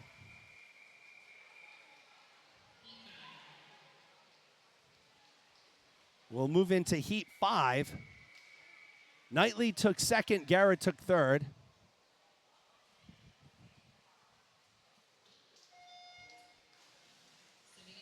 And Conway in lane 1, Addison Abreu in lane 2, Maria Del Monte in lane 3, Ruby Groves in lane 4, it's Morgan Fredette in lane 5, Emma Shao in 6, Emma Valo in 7, and Medel Morowski in lane 8. Madeline.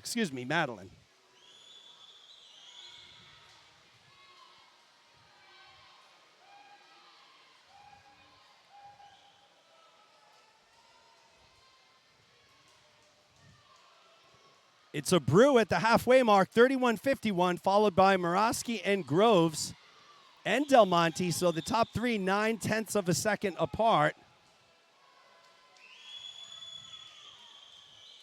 Again, for those of you who watched yesterday, nervous dad excitement right here, or nervous dad anxiety with my daughter in the water. Kind of starting to get a little tired here at the end, I can tell. I think we will have our third winner from lane 8, and we do. Morowski, 106.83. Abreu goes second, 107.23. Groves third, 108.61.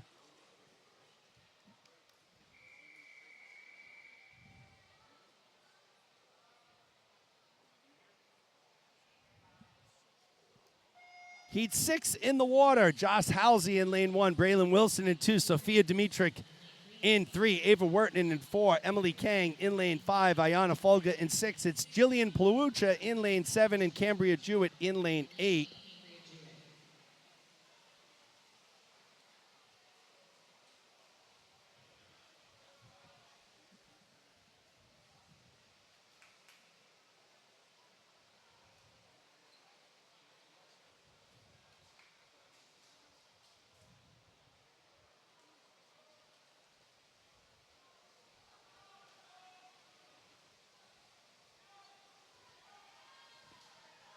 Josh Halsey leading the way, followed by Braylon Wilson and Cambria Jewett.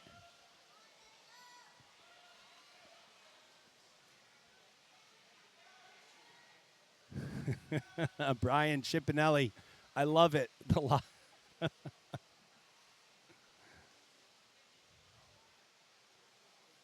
Okay, so that was a fast heat. Kang takes first. Jewett second. It was a tie for third with Wertman and Halsey.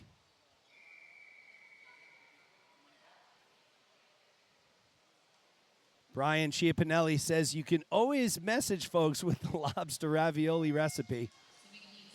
Well, you know, Brian, I say that because we are inundated, all of us, with emails, Facebook messages, all of this crazy stuff, and I get it. And listen, for those of you who post your food and all that stuff on Facebook, listen, no harm here. I like it. It's great. I don't do it, but hey, that's fantastic. But I just want to get it out there that, hey, just if you like this page, you're not going to get any, unnecessary fluff. You're really only going to get information about the live stream and upcoming broadcasts and things of that nature. So just keeping everyone informed is what I do. Zuri Ferguson leading the way in lane 8, but this one's going to be very tight. Here comes Fiona Wang in lane 4.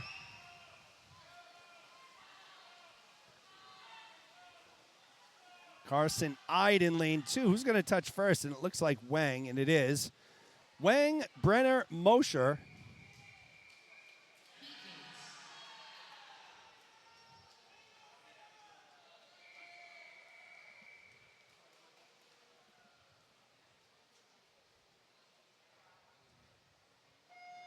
Heat 8 in the water. Rebecca Siegel comes in with the top time from Greenwood, 105.77. But listen, folks, I like lobster wrap, so if you got a recipe or if you got a good spot, I'll give you a good spot. If you have a chance to go out to eat tonight, I don't know where you're staying down here or if people, I mean, as logic would have it, if you're listening to the live stream, you're probably not here. But you know what? As Nicole LeVake let me know, she is here and watching the live stream. Great Italian restaurant. It's in Lincoln, Rhode Island. It's called Trattoria Romana. Absolutely fantastic. So obviously there's a ton of Italian restaurants in Providence on Federal Hill. But if you don't want to go to Providence or you want to try something different, Trattoria Romana, it's in Lincoln, Rhode Island. It is absolutely fantastic. Never had a bad meal there. Great ambiance. You'll love it. So Heat 8 of 11. This is a fast heat. Topfer goes 105. Lakar goes 105.9. Zhang goes 107. Rao goes 106.4. Those are your top three. I cry a silent tear inside with every faster than 107.23 swimmer because my daughter's chances of making finals just keep evaporating in front of our eyes. But that's okay. That's okay. She had over a second and a half time drop, and I'm sure just like you all tell your swimmers, hey, listen, you can't control what other people do. You can only swim your best race. So if you drop a second and a half and you don't make finals, hey, it is what it is. You gave it your best shot. I think as parents, we owe it to our swimmers to always stay positive. That is something that admittedly I have struggled with over the years. I feel like I've gotten a lot better with it. Because they're listening to everything you say, and even if they act like it's not impacting them, it is. So we always try and keep it positive. Again, it's a work in progress on my end. Nell Chidley from Brown.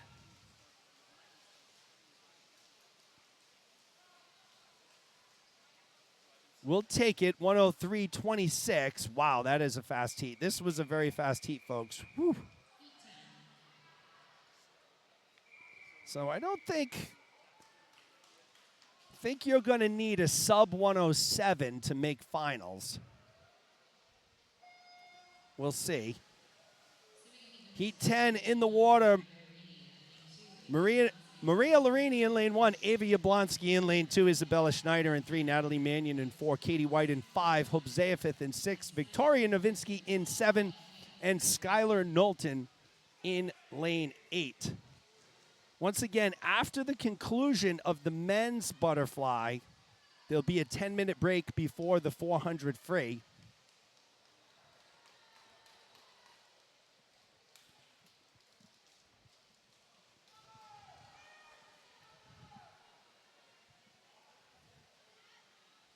It will be during that break that I will try and I'll go into the crowd and try and find one of these college coaches here to come on the live stream for a little while. I'm targeting the St. Michael's coaches. There were 2 of them. They looked very friendly. So we'll see. Natalie Mannion, will she touch first? And she will. Mannion, White, Zayafith, 1, 2, 3. Very fast times there. All sub 107. As we move into our 11th and final heat here. Maddie Wambach in lane 1, Clara Bodnar in 2, Alexis Martino in 3, Anna Bamer in 4, Sydney Kang in 5, Alyssa Kim in 6, Shay First in 7, and Hope Nolan is in lane 8.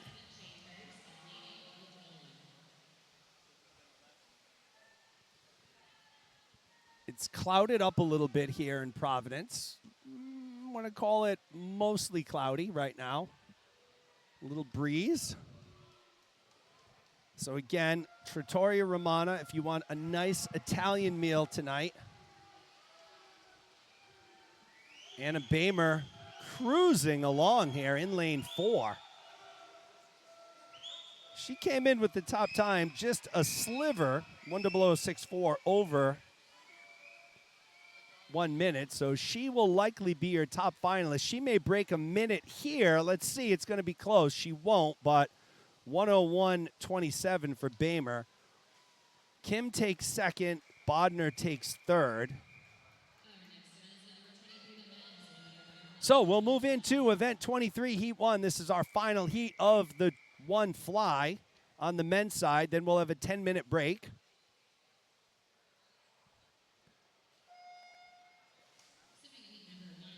It's tough. I haven't been able to read off the men's two-breast finalists. We'll try and do that during the break. Again, you can see it in Meet Mobile, and I'm also working on a way.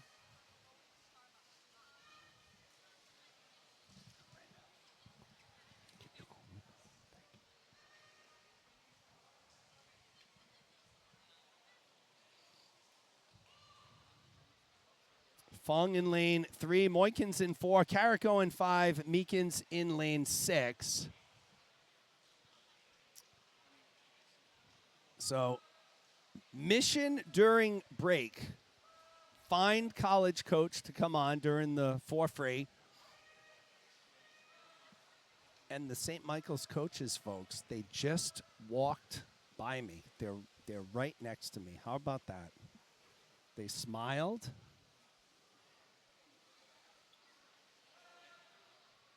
So we're going to try and get one of them on.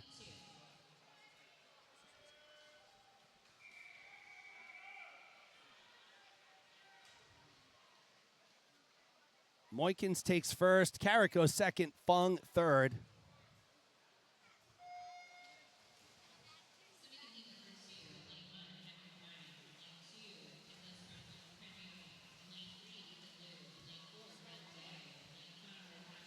There are your lane assignments. So I'm going to make my move, folks. This can be like a little, what do they call it? A live, I forget. Live something? I'm going to make a move during the break. These St. Michael's coaches are right next to me, about 10 feet to my left. Going to make my way over, introduce myself, and ask if they want to come on for a little impromptu interview. Never met these ladies in my life. But again, they look friendly. I mean, Vermont people are typically friendly.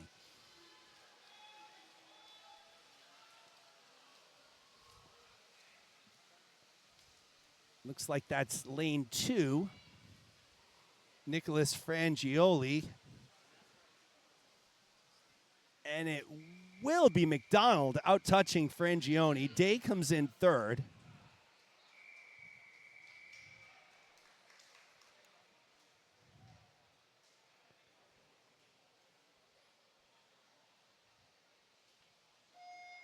Heat 3 off and running. Leandro Balin in lane 1. Jaden Noel in 2. William Porter in 3. It's Nicholas Fournier in 4. Nicholas Holovacs in 5. Carrick Shea in lane 6. Dawson Rice in lane 7. And Griffin Picard in lane 8. Top time coming in belongs to Nicholas Fournier from Greenwood Swimming. Again, our first 4 heats here, these are all bonus swims, it looks like. So what that means is the swimmer did not make the qualifying cut time for this event, but they did have to make a bonus time in order to swim this event. So the bonus time is just a little off of the regular time. And as I look, there's all B's up and down the screen here, or up and down my heat sheet. Pretty tightly bunched. It looks like it's Jaden Noel in lane 2 from PVAA. It was William Porter at the halfway mark, but I think Jaden Noel has now taken over in lane 2. We'll check this at the finish, and it is Noel, 103.09. Rice takes second. Shea takes third. So that's a wrap on heat 3. As we move into heat number 4.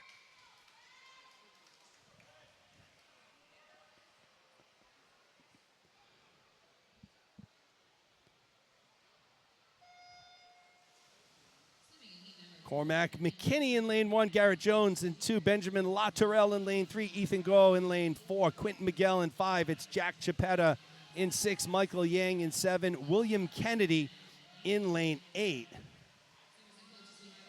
So my strategy is I'm going to go up to this. These St. Michael's coaches are sitting right at the end, like right on an aisle. So I'm going to go up and sit right down next to one of them, introduce myself, and say, hey, let's get you on that broadcast. So hopefully we do. What are some questions, guys? Guys, give me some questions to ask. If I get them on the live stream, what do you want me to ask them? Come on, Nicole, Michelle, Brian.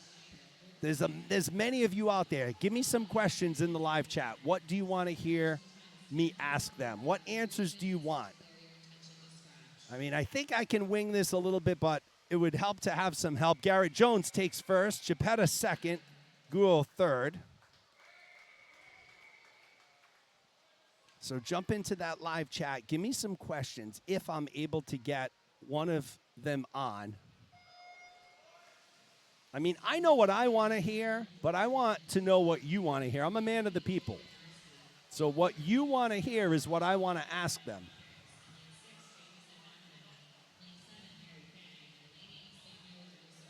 So jump into that live chat and let me know.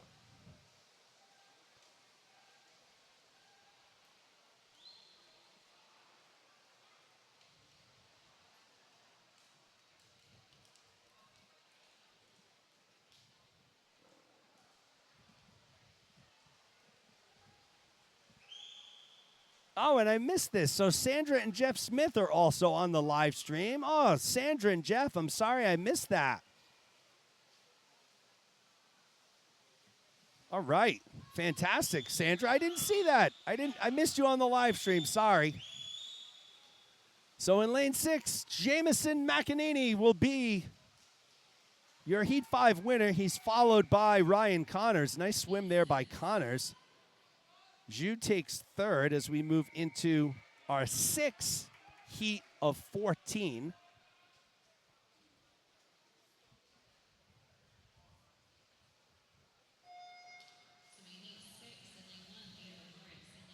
Theodore Morris in lane 1, Luke Austin in 2, Noam Reinhorn in lane 3, Henry Bacone-Schur in lane 4. It's friend of the program, Jordan Moad in lane 5. Stepan Ignativ in lane 6, Yandy Plasaris in lane 7. In lane 8, it's Azariah Mamaset.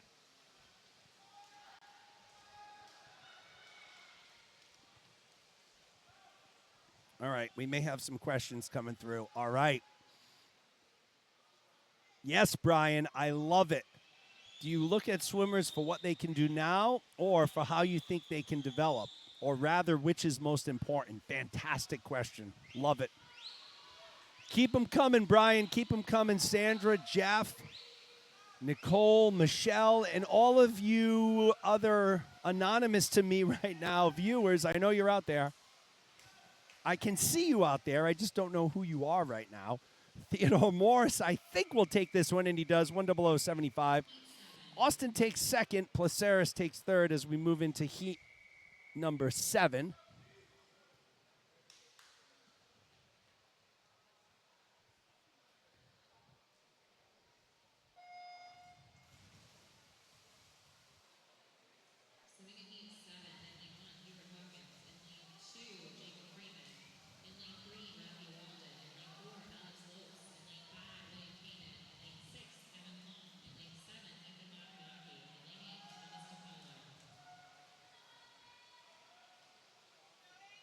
So it looks like Meet Mobile is a little behind. No data has been pushed out to Meet Mobile since the breast, so. But again, great question there by Brian. Brian, I hate to lean on you, buddy, but if you get another question, don't be shy about putting it in. Folks, I'm going to try and get one of the coaches from St. Michael's in Vermont on the broadcast. I'm going to ask them some questions. What do you want to hear? If I can get them. Hopefully this little exercise isn't for naught. Alex Lopes surging towards the finish line. Here comes Walden. Who's going to touch first? It is Lopes, 10086. Walden second, Kanan third. Nice swim by Alex Lopes from Gators.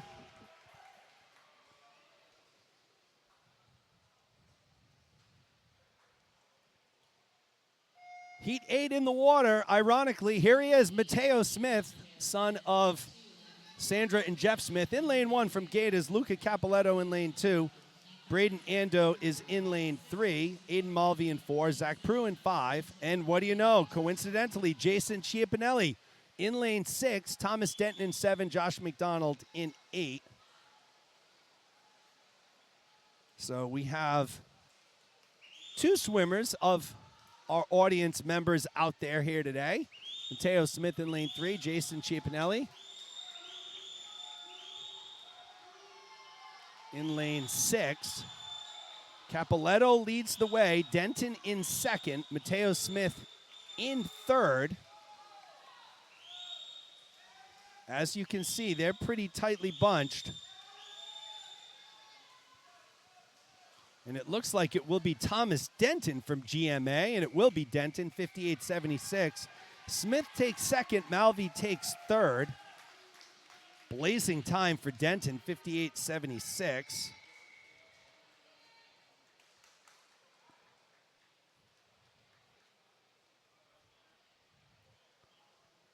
We'll move into heat number 9.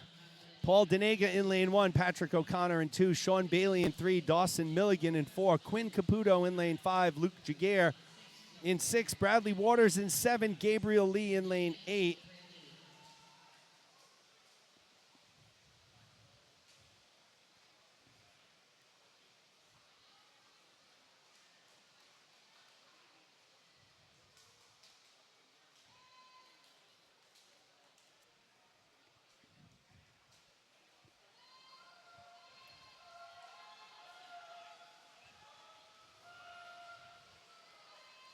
It was Luke Jaguar from the Tritons at the halfway mark, but look at this. Everyone tightly bunched up, especially lanes 5, 6, 7, and 8. Throw lane 1 in the mix there, Paul Denega.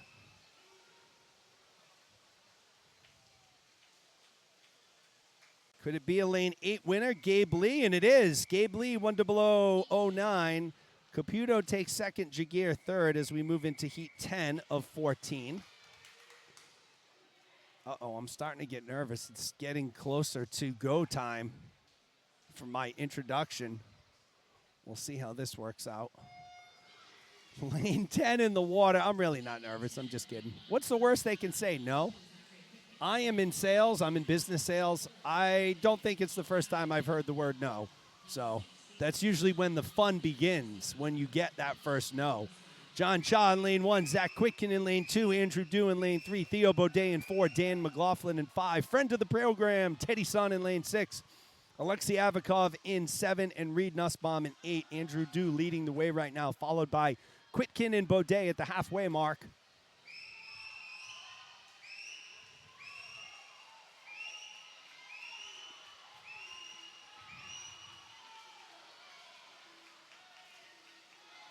With these 100 races being so short, not really an opportunity for anyone to break away from the pack in a major way.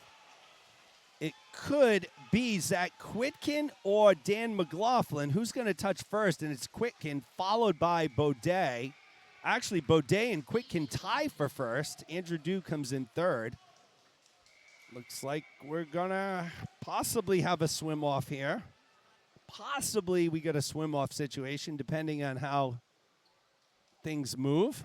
Heat 11 of 14 in the water. Cole Brooks in lane 1, Andrew Lapin in 2, Getchell Gibbons in lane 3, William Fuchs in 4, Melson Javen Aquilano in 6, Luke Magnuson in 7, Timothy Johnson in 8, and Nathaniel Gorsuch is in lane number 8.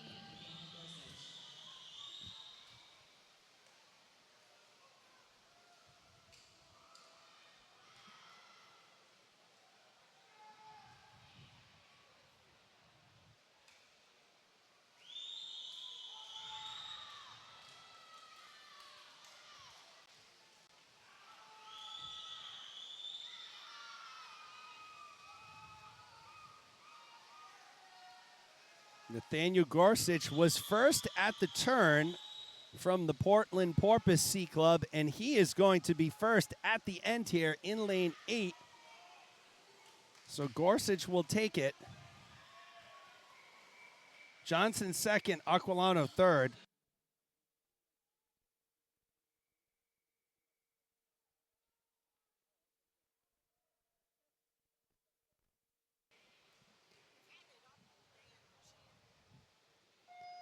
Heat 12 in the water. Matthew Wang in lane 1. Timothy Andrews in lane 2. Thomas Hagar in 3. John Butera in 4. Davis Bonebreak in 5. It's Aaron Fowler in 6. David Savaznikov in lane 7. And Miles Lim is in lane 8.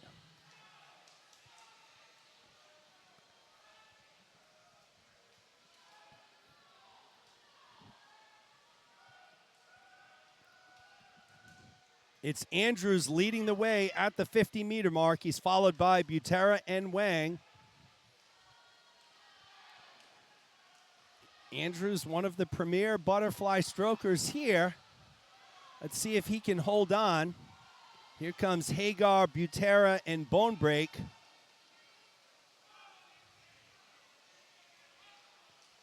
Looks like it's going to be Thomas Hagar in lane 3, I think. Let's watch the finish at the wall, and it is Hagar, Butera, Bonebreak, and Andrews, our top 4.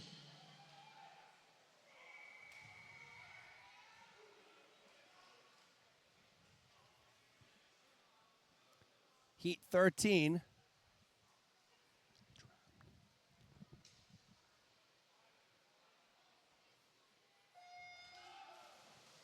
Heat 13 in the water. Matvey Ivanov in lane 1. Marcel Liu in lane 2. Eric Linsyson in lane 3. James Misto in lane 4. It's Landon Him in 5. Cameron Wadlett in 6. Aiden Kelly in 7. Christopher Smith in lane 8.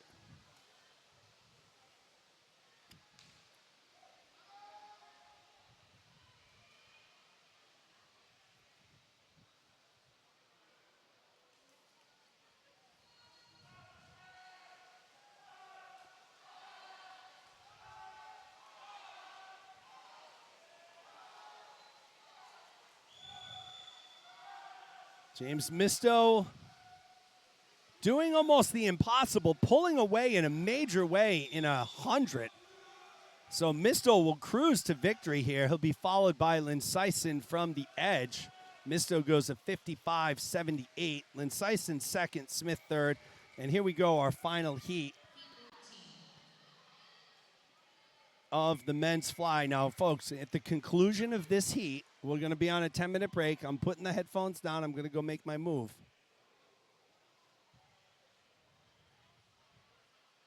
So wish me luck. Thomas Powers Hammond in lane 1. Nate Coleman in 2. Will McClellan in 3. Harry Holmans in 4. Alan Zhang in 5.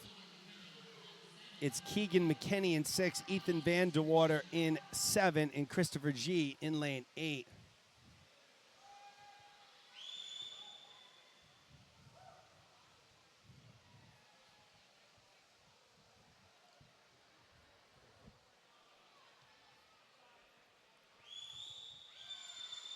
McClellan was first at the wall by a half a second, so McClellan looking strong, just like his Gator teammate James Misto in the previous heat.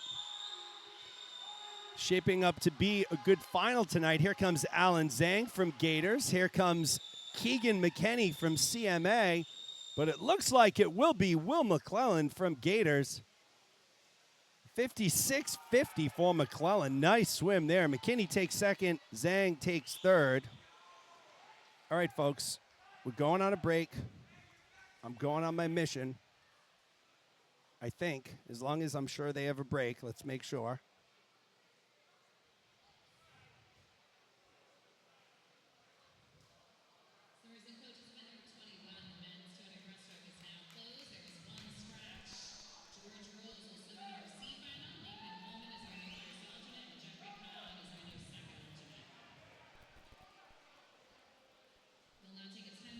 Ten-minute break, folks. I'll be right back.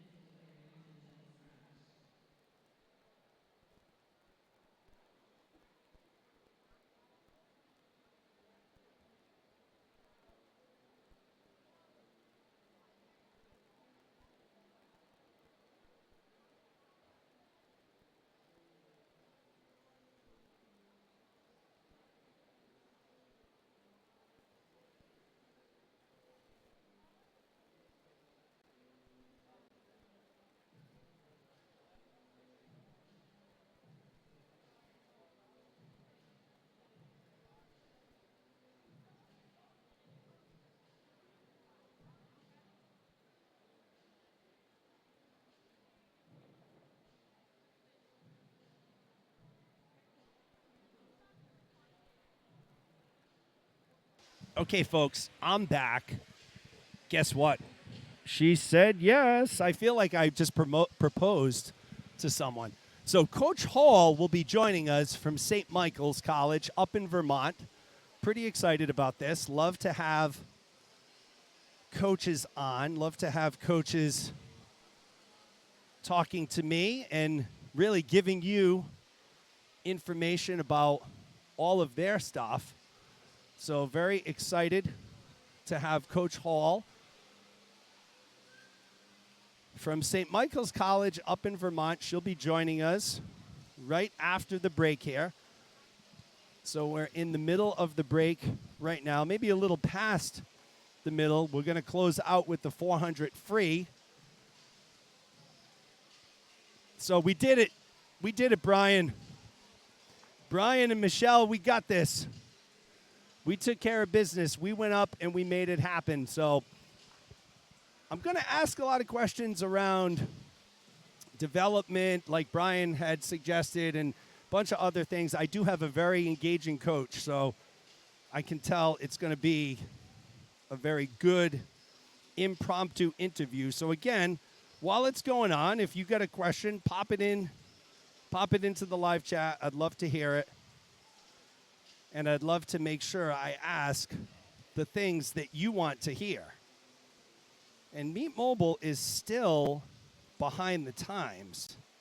So I will let you know that during the interview, we're probably going to be flying just on the graphics, all right? The cameras will switch, everything as usual, but, I'll be doing most of my talking with the coach and interviewing. So you'll have all your graphics. You won't miss anything, but I think you'll gain a lot. I don't have all the finalists in the past events because Meet Mobile has not been updated yet. James Misto in the 100 fly, William McClellan, they're 1-2, followed by Thomas Hagar. I did see that. So Misto, McClellan, Hagar in the 100 fly, they're your top 3 seeds. It will be one heck of a battle between them 3. And, all of the others in the A final as well. So that will be terribly exciting. I can't wait for that.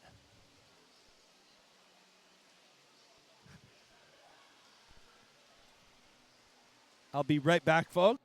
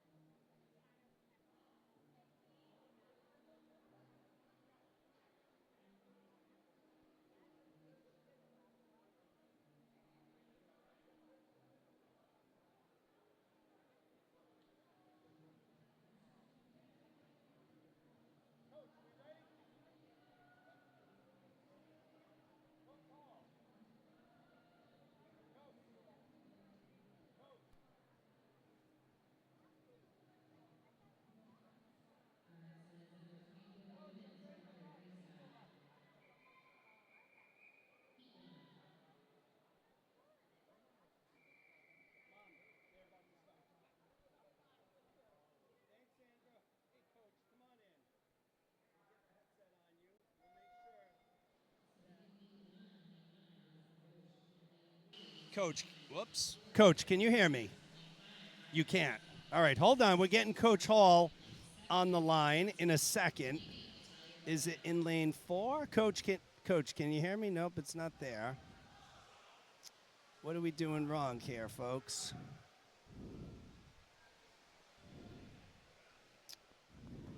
I'm going to have Coach with me. Coach, say something.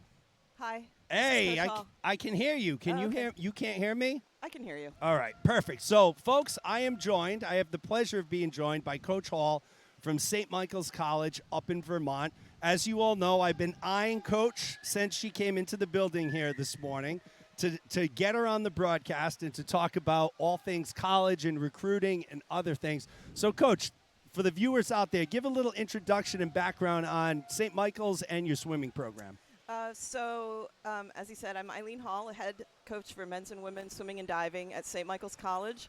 We're a small liberal arts Catholic college in Burlington, Vermont. Division II is the division we compete in. I've been there for about 13 years, and the team goes back quite a ways.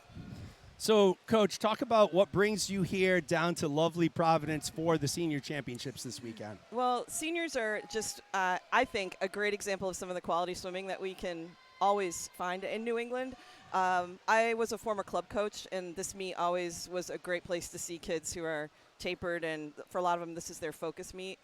We do a lot of recruiting from New England. It's where most of our swimmers are from, and there's several seniors in high school, rising seniors, who have expressed an interest in St. Mike's who are competing today. So we just wanted to see them in person doing their thing.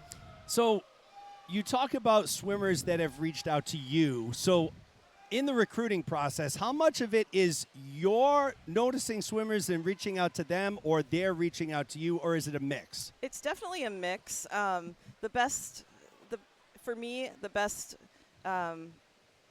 recruiting experience happens when the kids reach out to me. I do follow some of the recruiting sites like NCSA and there's another one like AAC, but I'll get suggestions from those schools based on our profile, and I will like cold call, so to speak, a few of those kids. But with technology today and the databases being what they are, we get kids from all over the country who match with us, and so I get the opportunity to I answer tons of emails and lots of inquiries, and so it kind of keeps me pretty busy. So from a recruiting standpoint, a lot of the questions that I get asked to ask of college coaches is, what are you looking for as far as just the swimming? Are you looking for potential into the future, or are you looking at the here and now? A little of both. I think for what I have found in my experience, it's kind of inevitable that improvement is going to happen in college. There's a lot of physical changes that take place from being a senior in high school until and when you sort of mature physically, and so we can always look to find kids they're always going to improve. Speed now is great, but it is definitely not the defining factor in how I do recruiting. I can tell a lot watching a race if there's more going on, but it's a combination, and I also look at things like, if their time is maybe not fast enough to make finals at our conferences, I look back and say, what's the progression getting there to that time? Like, if they dropped a ton of time to get where they are, which means they're probably going to keep dropping time. So I kind of look at their history and how their times, what's the trend of their times, and so a lot goes into it. But I certainly like fast swimmers coming in as first years, but we've had a lot of swimmers who were basically not at their peak when they started and have proved really successful and great contributors to our program. Yeah, and that's great. So you talked about rising seniors. What about like a rising junior? What's your philosophy on that? I think as a rising junior, it's a great time to start filtering out what kind of colleges that you are interested in looking at. I know that with the current recruiting rules in the NCAA, a lot of kids are getting pressured to make commitments or make decisions right out of their sophomore year of high school. And I know it's really hard for them. And I think it's not only hard for the students, but it's hard for the coaches, because a kid who's just finished their sophomore year of high school is going to probably change their mind a bunch of times. And a lot of coaches extract commitments from kids who then they're just verbal at this point, and then, they go ahead and change their mind. So while I love it when those kids come and talk to me. I always want to make sure that I give them enough space to really make a decision that is the best fit for them and their family. And so we don't do a lot of asking for commitments early on. So rising seniors is a different story. So this summer is a time when I think most swimmers need to start narrowing down where they want to go and what they're looking for to be prepared to sign that national letter of intent in November. So you mentioned you were a coach at the club level before. Yes. Talk about the difference in training from club level to college level, whatever division, 3, 2, 1, it doesn't matter. Talk about the differences that that these club swimmers are going to walk into when they head to college. I think the differences are somewhat abstract in that, based on, some of your higher performing clubs probably train more than we do. But I think the difference is in, the decision to be there. The decision is less driven by your family or your coaches. It's more your choice to be there. And so there's a little more ownership of the process. And also, you factor in a much more rigorous academic load, as well as, taking care of yourself. I mean, granted, there's dining halls and stuff on campus, but you decide when it's time to go to bed. You decide what and when you should eat. And all of that stuff factors into what I believe is a much harder experience in college. So while, some kids will come to me and be like, oh, we train 7,000 or 8,000 yards, in our club practice, and we don't train that much. But you add in lift and you add in school and you add in all that other stuff, and we are looking at a much harder experience. What do you do as far as support is concerned for those incoming freshmen? So those incoming freshmen who now are off on their own for the first time, they're swimming, they got to balance social life, they got to balance sports, academia. What services or support does St. Michael's provide to those students? So for the most of the kids, I'm the adult that they see the most. It's, when they're with me, upwards of 20 hours a week. So I take that responsibility very seriously. So their first level of support, I'd like to think, is me for a lot of stuff. So my coaching style is pretty much, I'm here for you. I want to help you be a good person. I want to help you be healthy mentally, healthy physically. I know at St. Michael's College we have many levels of support, starting from our team study halls to peer tutoring. We have a great student wellness center featuring great counseling, great healthcare, and then each team is assigned a faculty mentor. So we have somebody on faculty who's affiliated with our program. There's office hours. It's really multi-layered, and it's just something that we really value. We want to make sure that all the pieces are moving and moving well, because it is a balancing act. Talk a little bit, Coach, about weight training or just working out in general. I know a lot of these club programs have dry land workouts mixed into their routines, but some don't, and some kids really don't get heavy into that weightlifting or just working out much because they're so busy with swim and academics. How do you work that into the program? Well, most of our kids come to us without any real lift experience because, like you said, the club programs do a lot of dry land, which is great. And we teach all the movements. But it is definitely another facet of training that has to be fit in. So we do schedule team time in the weight room. And any kind of dry land that kids are doing now is great, and they should keep doing it headed off to college, because in college you're going to actually lift. And we don't do super complicated lift. We do, movements that help you be good at swimming, so legs so you can push off the blocks and the walls. And we do, a lot of core work. Yeah, I'm sure. like core work, yeah. So squats and deadlifts and stuff, so that you're able to, do really tight flip turns and hold great streamline and underwater. So, yes, it is definitely another. So, NCAA allows 20 hours per week of training, maximum, and so that's what most swimmers and divers can expect when they get to college. So, going back into how you're here today, right? I saw you sitting down there in the front row. So obviously you're watching these prospective swimmers swim. You're keeping an eye on their times. But talk to me about what else you're looking for. When they're not swimming and they're down on the deck, what type of things are you noticing of these swimmers? So the first thing that, Lindsay caught it, we watched one of our prospects swimming and said, I just want to make sure they go into the cool down pool, right? So we're looking for good things like prep, right? Are you warming up? Are you warming down? Are you talking to your coaches? You know, are you technically doing things right? You know, so those are the kinds of things that that we look for, and then it's a good opportunity to watch and just see things that if they were a swimmer on our team that we could fix or change, and but yeah, it's just to see how they race. Like, do they look nervous? Does it look fun to them? Do they, there's all kinds of things that go into making a successful swimmer, and a meet like this is a great chance to see how someone performs at a championship meet. Social media, something that comes up all the time, and something I try and teach my own daughter, right? Whatever you're putting on any of these social media platforms, it's there forever. You may not believe that it's there forever. It's there forever. Tell me, when you have interested or prospective recruits, how much are you looking at their social media? What are you looking at, and what do you look at and say, hey, you know what? That's just a kid being a kid. And what do you look at and say, oh, you know what? They're not for me. Yeah, I do look at social media. When I get someone who I'm really interested in as a prospect, or who seems like they're coming down to be one of our more serious prospects, then yeah, I do start delving into their social media.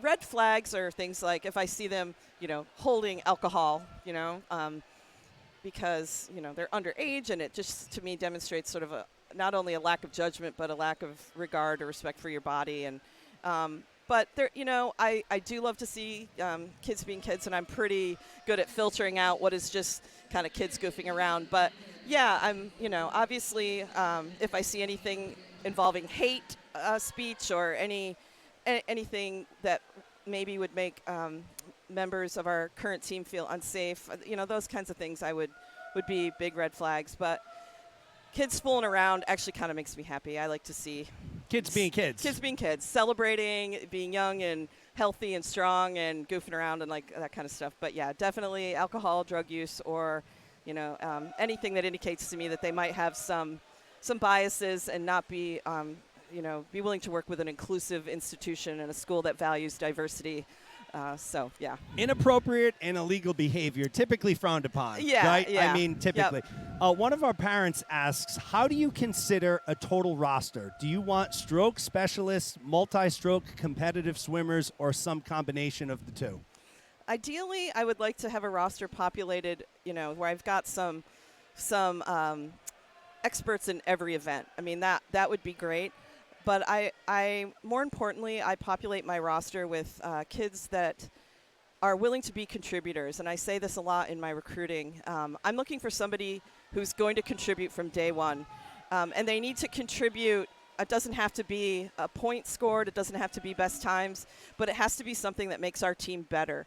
Because if we have enough of that, everyone's going to get faster. And Coach Lindsay and I can make kids faster. But if we don't have a team that has a really good foundation of kids who provide a safe space for their competitors to compete, for their teammates to try new things, then we're never going anywhere as a program. So I do, there's years I've been lacking in sprint freestylers for a long time. And so that would be great, but I'm not going to take a sprint freestyler who is not academically sound, nor who doesn't seem like somebody who would really like being there or who'd fit in with my program.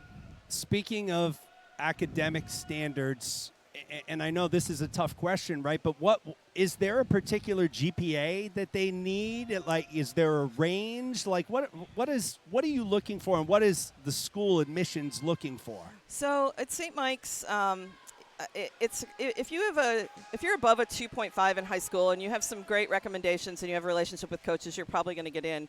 The issue is, is that GPA reflective of how you're going to do in college? We want to make sure we're not taking people in who are not going to be successful. We want to make sure that the kids are ready to take on the rigor of four-year college. Also, if your GPA, the higher your GPA is, the more you're going to get in merit aid. And honestly, I know that scholarships are really great. It's really great to hear that you're getting a swimming scholarship, an athletic scholarship. But the reality is the money is in academics. You can get so much more money by being academically strong, and I highly recommend that kids focus on that.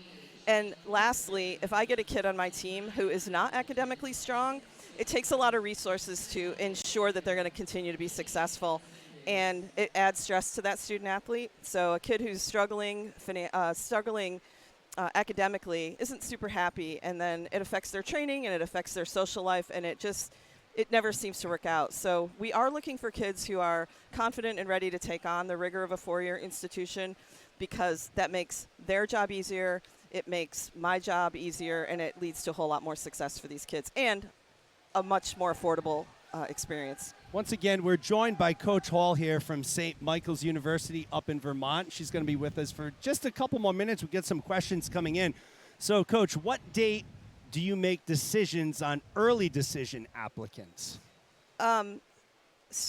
Me or the college? So I will take a verbal commitment from a kid anytime once it's permissible by the NCAA. The college has an early action date of November 1st, and they will hear that decision. I will know the decision a couple days after they apply. As soon as all their application materials are in, the admissions will tell me if it's somebody I'm looking at. But the school will notify them early in December. So by early December, if you get in on that first early action date, you will have a decision. And with the FAFSA being available now to do in October, you could have all of your financial information and all of your admissions information that you need. Coach, talk about nutrition, right? So a frequent challenge, I think, for a lot of incoming college freshmen is nutrition, right there. Yep. You know, at home, you're eating what mom and dad makes you for the most part, right? And, you know, parents of athletes try and make sure that they're eating healthy. Yep. Going into college, it's that first time you got that dining hall pass. What does the sports or the athletic department provide as far as maybe nutrition guidance, a nutritionist, or something like that to kind of help guide these student athletes along the way?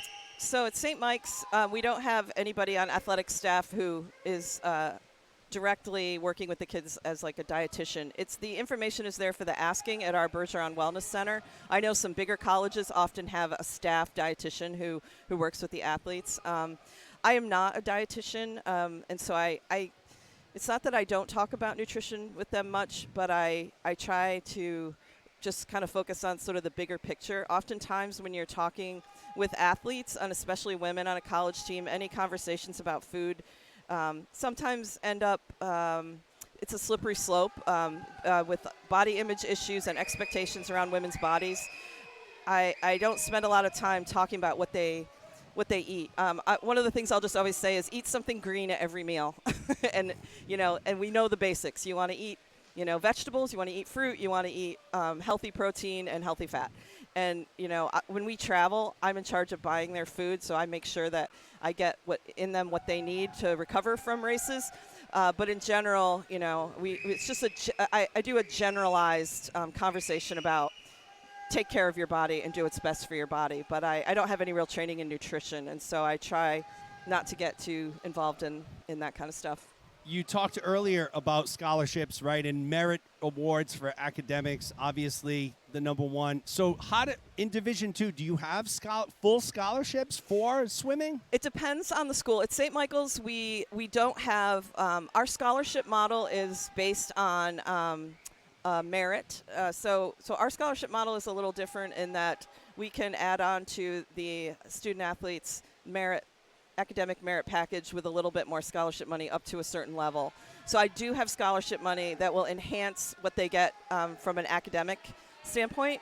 But there are some Division II institutions that have sort of the what I call the real scholarships, where it's performance based and it can be taken away if you don't perform, that kind of stuff. At St. Mike's, your scholarship money doesn't get taken away. The only time you lose scholarship money is if you leave the program or you become ineligible with the NCAA. So it's kind of nice to know that money is kind of always there. But every institution does it different. The full scholarship, the full ride, is kind of a white whale these days. There really just isn't. There just aren't that many schools that I know of that are just handing out full rides for swimming. So So yeah, again, academics are the way to go. It's really a surefire way to ensure that you're getting, a lot of money. You can get your almost all of your tuition paid at St. Mike's if you are. If you're a good student. Yeah, if you're a good student. Yeah. What advice would you give to the swimmer who maybe is in, like, say, that 15, 16, 17-year-old range that has hit that a little bit of plateau? They're having a tough time hitting those times that they hit at that 12 and 13-year-old range. We do Right. see that a lot, more so on the female side than the men's side, but really on both sides we see that. What type of words would you have for that type of swimmer who's maybe in that, the peaks and valleys? They're in a little valley right now, struggling to get to those best times, but they're still putting in the work and doing everything right.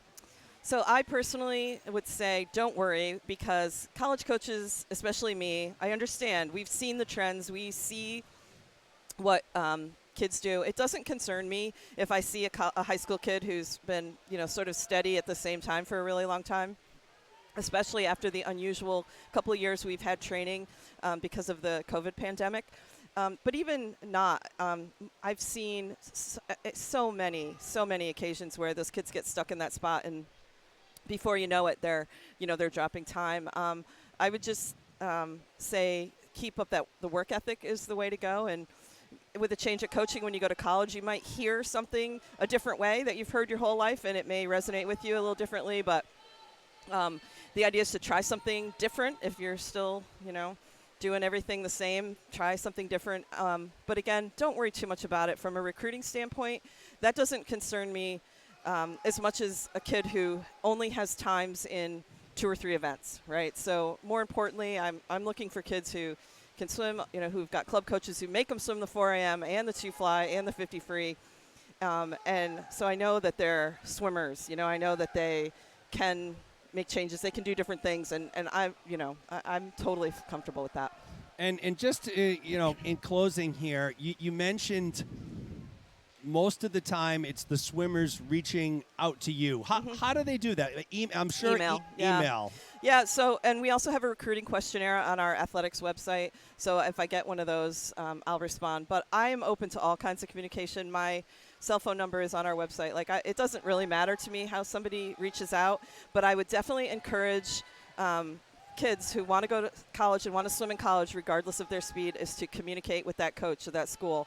Even if you don't think you're fast enough, even if you don't think there'd be a spot for you on the team, you might be surprised to find that, just getting to know the coach and the coach getting to know you, they might look at you a little bit differently, and be like, wow, super nice kid, really great grades. I'm going to give this person a shot versus, not just seeing times on a piece of paper. So definitely reach out. Forming relationships with your coach before you head to school is awesome. I love when I get to know these kids before they come and they show up on deck that first day and we know each other, and it's really preferable. What's your email address out there? ehall2 at smcvt.edu. So Eileen Hall 2 at St. Michael's College, Vermont.edu. And in closing, why should students or prospective incoming students look at St. Michael's? Because it's a beautiful school. You're going to get such a personalized education, and our swimming and diving program is populated with some of the nicest people I know. I would not spend as much time with these kids if I didn't just enjoy their company. They're kind, they're thoughtful, they're global thinkers. They work so incredibly hard and take so much pride in what they do, and the memories that you'll make are just, they're going to be with you for a lifetime. So, ladies and gentlemen, this has been Coach Hall from St. Michael's College up in Vermont. She is the head swimming and diving coach for St. Michael's. Coach Hall, extremely insightful information here. We really appreciate you taking the time. It's been great. We'll be right back, folks.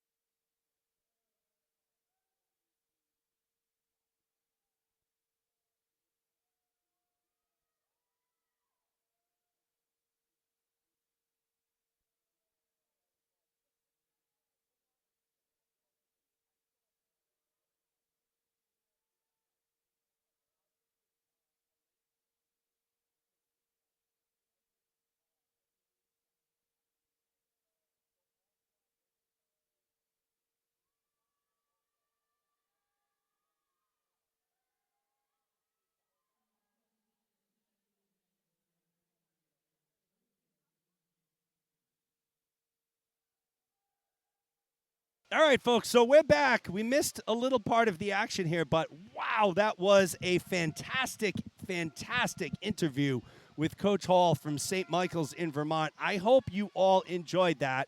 What I'm going to do is absolutely find a way to clip that interview and put it public so anybody who didn't hear it because they didn't get the live stream, they can hear it. So many unbelievable lessons. And I'm not going to lie to you, folks. Coach Hall just grew on me right there. I mean, that's the type of coach I would love to have my child swimming for. Great Division II program up in beautiful Vermont. So I hope you all enjoyed it. I tried to get all the questions in. It's funny, I was scrolling through the live chat as we were going along there. But what an informative interview. I'd love to get more college coaches on the broadcast with me, for sure, as we go along here. So I hope you enjoyed it. I hope you can archive and replay these over time. The deep end. You know what, Brian? You're just full of good. I love that. Imagine a podcast. Imagine a swimming podcast like what I just did, but it's called the deep end. Ooh, Brian, you're up there. You're up there with these suggestions today. If I had a podcast, what would I call it?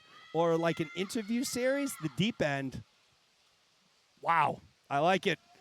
So we're back live here. You haven't missed any of the action. You just haven't been hearing me talk about the action, but we're in Event 25, Heat 3.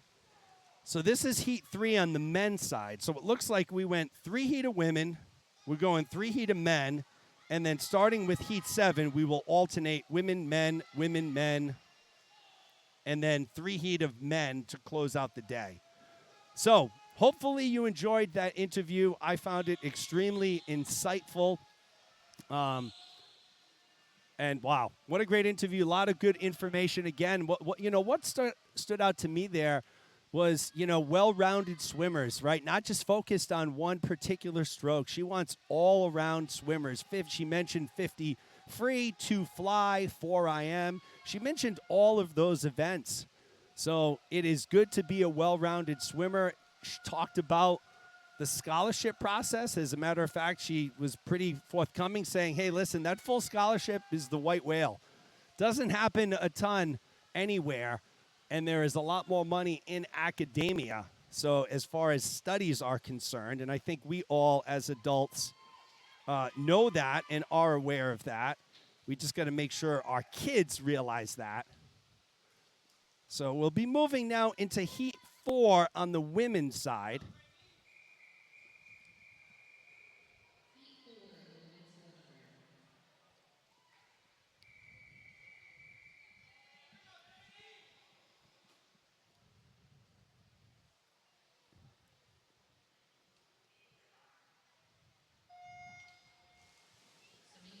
Isabella Rodriguez in lane 1. It's Isabella Bobachea in lane 2. Maria Del Monte in lane 3. Francisca Dolby in lane 4. Courtney Bogosian is in lane 5. It's Addison Abreu in lane 6. Peyton Knightley in lane 7. And Cora Zawalik in lane 8. So once again, I'd like to thank Coach Hall from St. Michael's up in Vermont for the very insightful interview here this morning. It has been absolutely fantastic. It was great to have her on the broadcast. Courtney Bogosian leading the way, followed by Dolby, Del Monte, and Abreu. Early on, this is the 4 free. We're in Heat 4 on the women's side, so there will be a men's heat to follow, a women's heat to follow that, and then we'll close out the morning with 3 men's heats. Taking a look at the live chat. Yeah, Brian, I agree. It is great that she mentioned that. I think so many of our kids feel that, hey, I just need to swim. As long as I'm a good swimmer, everything else is fine. Well, the money is in the academics. So that is fantastic to hear. And it's obviously the academics that's going to carry our kids beyond high school and college. It's not just going to be swimming. There's going to be a point in time where the swimming ends. So that was great to hear once again. Coach Hall from St. Michael's in Vermont. Bogosian leads the way, followed by Rodriguez, Del Monte, Dolby, Abreu, Bobasea, Zawalik, and Knightley.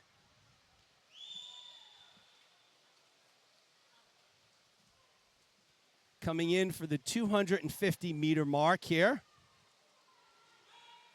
Or the 200-meter mark, halfway through.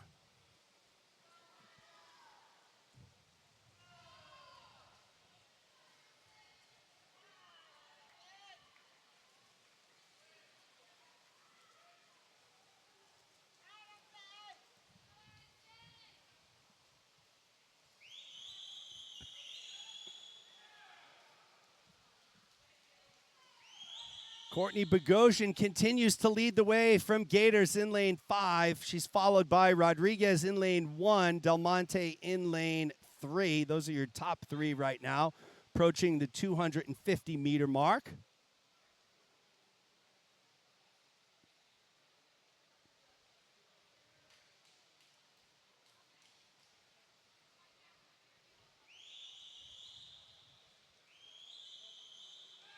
Courtney Bogosian from Gators, 17 years old, comes in with a 4:41.59.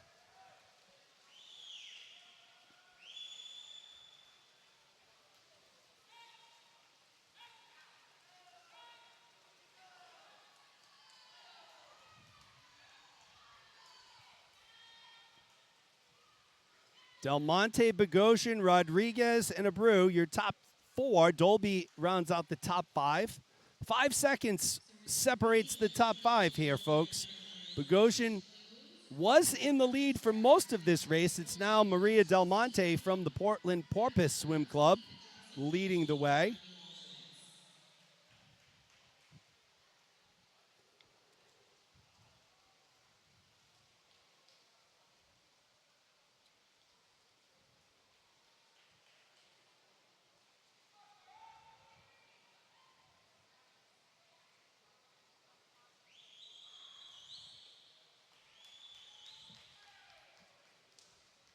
As they make their way back, it remains Del Monte, Bogosian, and Rodriguez.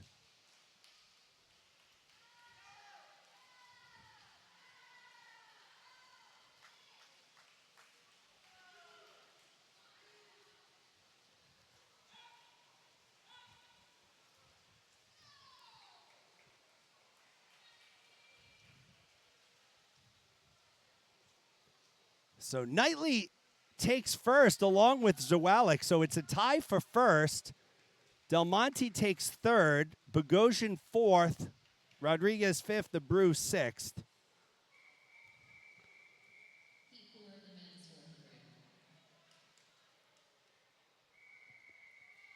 All right, so now we're moving into heat 4 of the men's 400.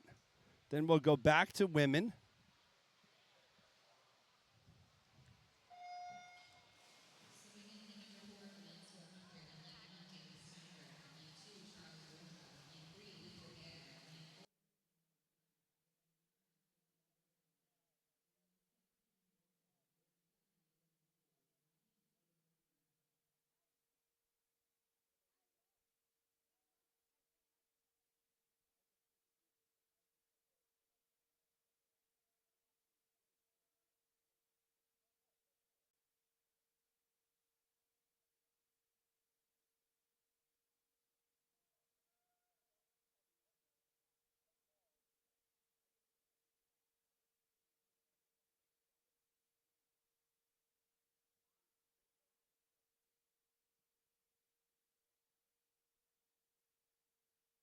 So back in the action here in the men, David Steinbrick in lane 1, Charles Rocha in lane 2, Luke Jaguar in lane 3, Samuel Kraft in 4, Casey La Liberty in 5, Quinn Borchers in 6, Aiden Malvey in 7, and it's Teddy Sun in lane 8.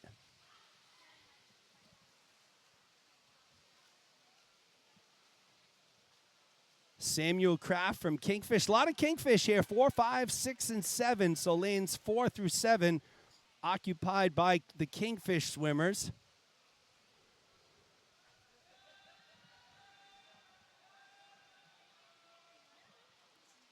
Samuel Kraft remains in the lead at the 150-meter mark. He's followed by David Steinbrück. Got to meet David's parents this morning down the street over at the bagel shop. They're enjoying their stay in Providence, coming from Coastal Maine Aquatics. Luke Jagier from the Tritons in third.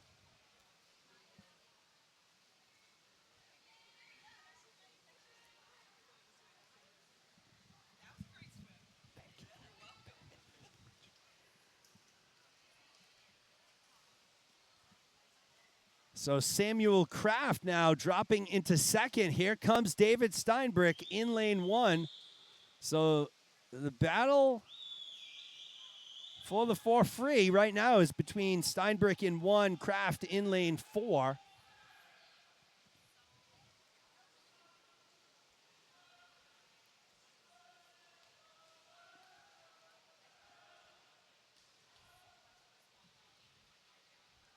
Kraft has now moved back into the lead, followed by Steinbrück and Jagier. I guess it's at this time I should tell you we'll be back tonight, 4:45 for finals.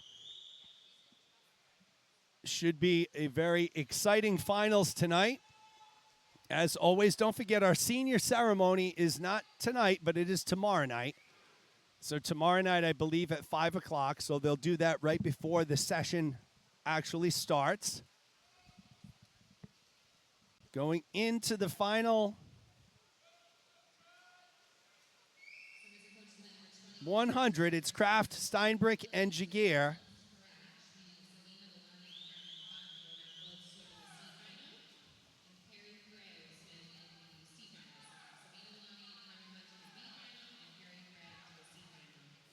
So, folks, I'm sorry I did not get a chance to go through the finalists in most of the events. Meet Mobile did just update, but it is on Meet Mobile if you need it.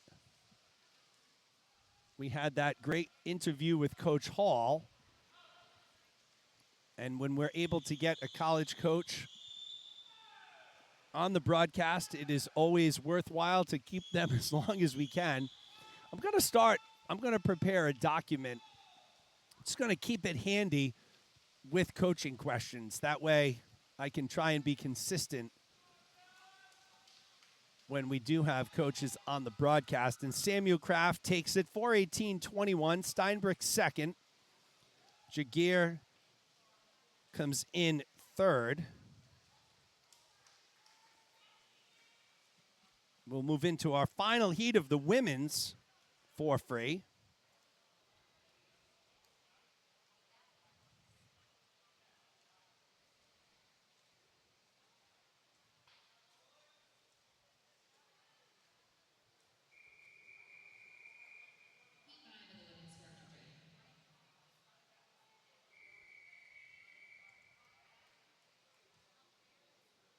There are your lane assignments.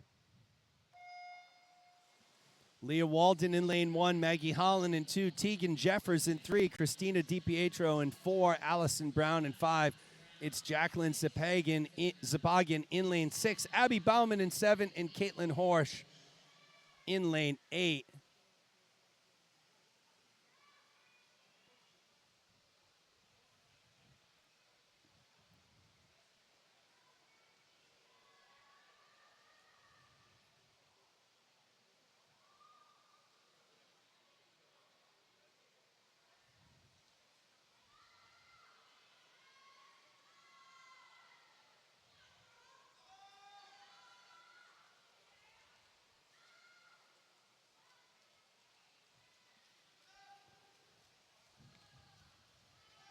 Lane 4 is open, so there is no DiPietro from Bluefish. Lane 4 is open.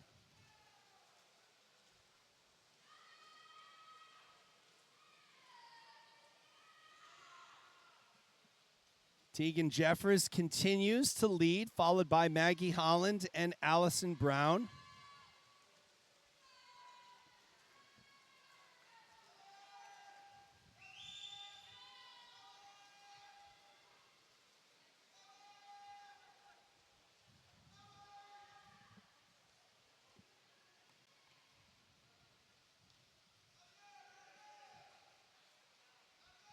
Here comes Allison Brown in lane 5. So she's starting to make a little move on the leaders. Jeffers and Holland. Jeffers, Holland, and Brown. Separated by just about 1 second. So 1 second separates our top 3 swimmers at the 150-meter mark.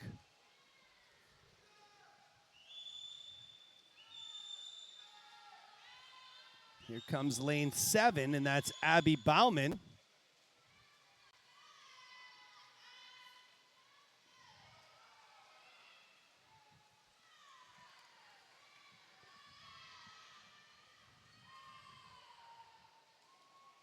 Brown is now moved up into second. Jeffers, Brown, Holland, Bauman. I mentioned, here comes Abby Bauman starting to make her move. We're halfway through this 400 free, not 200.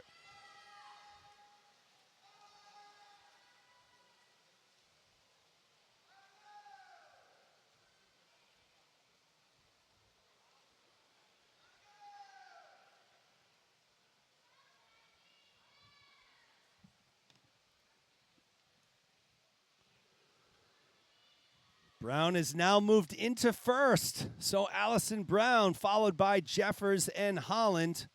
Bauman still hanging tough, as is Caitlin Horsch. Our top 4 swimmers separated by a little over a second and 3/4. Don't look now. Holland continuing to make her move. It's going to be our final 100 coming up.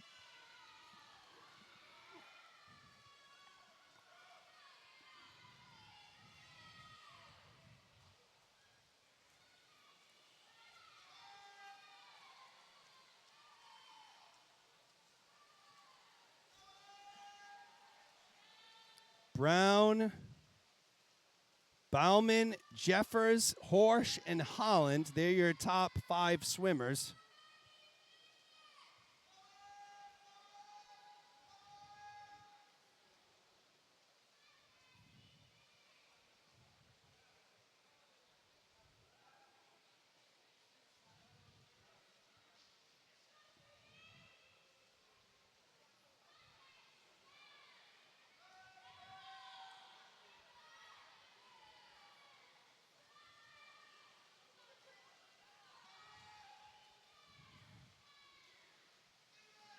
So Brown looks to be pretty safe. The battle looks like it's between Holland and Jeffers.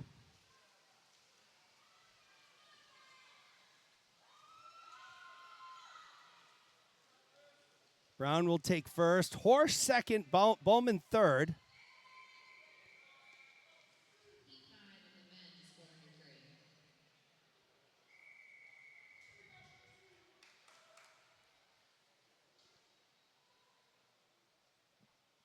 Our final 3 races of the morning.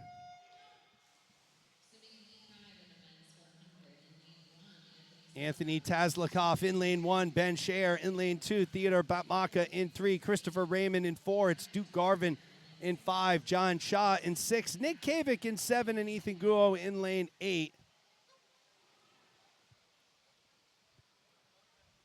As is typically the case at this point in time, with only 3 races left, Brown stands have cleared out a little bit, but you know what? We still have a decent sized crowd. Again, we'll be back on the air at 4:45 for finals. We just keep soldiering on. Once again, we thank you for the support on the live stream, and we hope you certainly have enjoyed the broadcast thus far this weekend. If there's anything that you'd like to see and you haven't seen yet, please feel free to let me know. Jump into the comments, send me a message. Plenty of ways to reach me. Abreu Media Productions Facebook page, abrewmediaproductions.com, which you are on right now.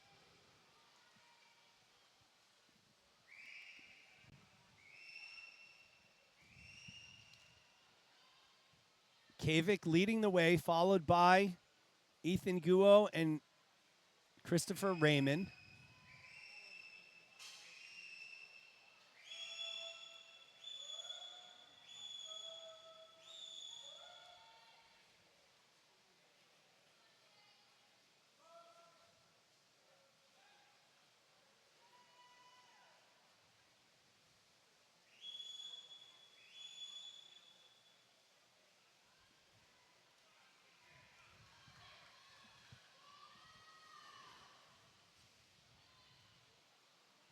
Ethan Guo has now moved into first in lane 8. He's followed by Kavik and Raymond.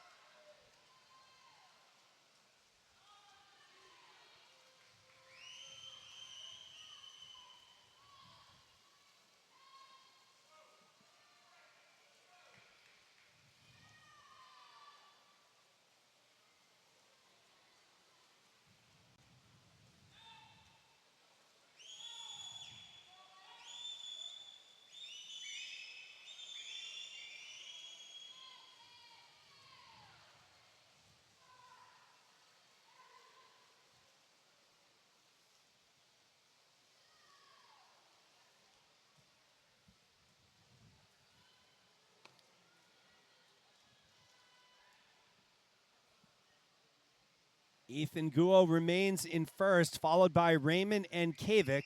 Our top 3 swimmers, 5.25 seconds apart.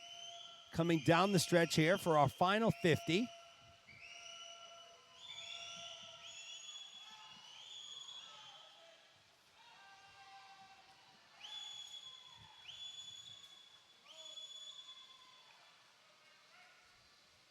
Ethan Guo making it look easy in lane 8 from Greenwood Swimming.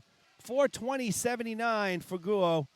He'll take first. Raymond takes second, 4:25.81. Kavik third, 4:26.86. We'll move into heat 6 on the men's side, our second to last heat.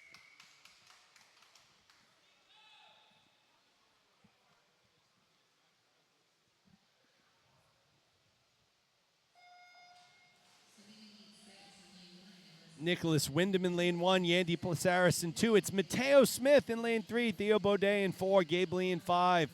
Zach Quitkin in 6, Grayson Smith in 7, and Cale Copeland rounds out the field in lane 8. Actually, no lane 6, so Quitkin scratches, so there's no swimmer in lane 6. Lane 6 is open.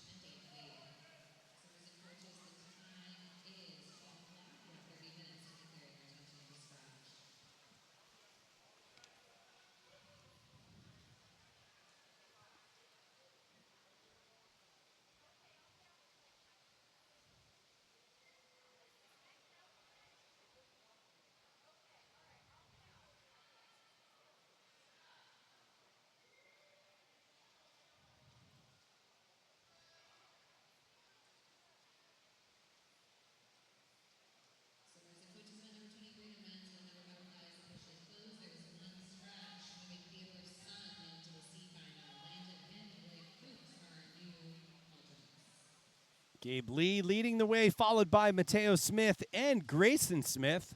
So Smith's running 1 and 2.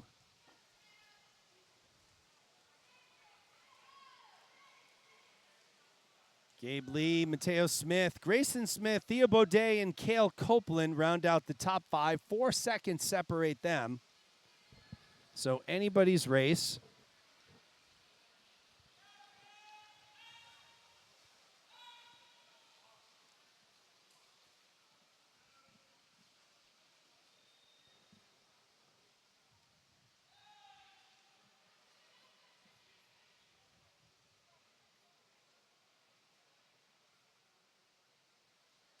Lee continues in the lead, followed by the Smiths, Grayson and Mateo. That gap is 1/10 of a second. Mateo in lane 3, Grayson in lane 7. Theo Baudet right there as well. So our top 4 swimmers are tightly bunched.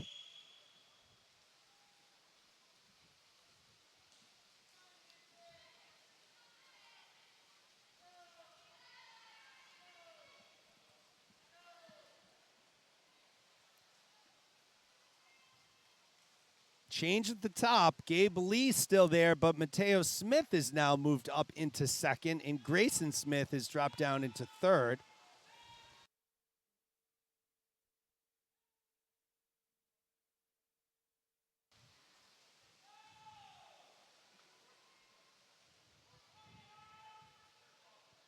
They'll touch at the 350-meter mark and come for home. It's Gabe Lee, followed by Mateo Smith and Grayson Smith.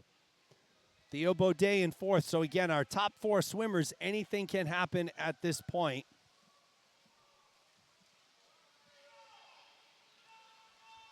If anything, the battle for second looks to be accelerating between Mateo Smith and Theo Baudet. That's going to likely be a touch situation. It will be Gabe Lee who takes first. Second place, will it be Baudet or Smith? And it's Baudet out touching Smith by 3/10. Gators take the top 3 spots, Lee, Baudet, and Smith, which will bring us to our final swim of the morning. It's been a great prelim session. Should be an exciting evening finals, as it has been for the first 2 nights here at the Catherine Moran Coleman Aquatic Center here on the campus of Brown University.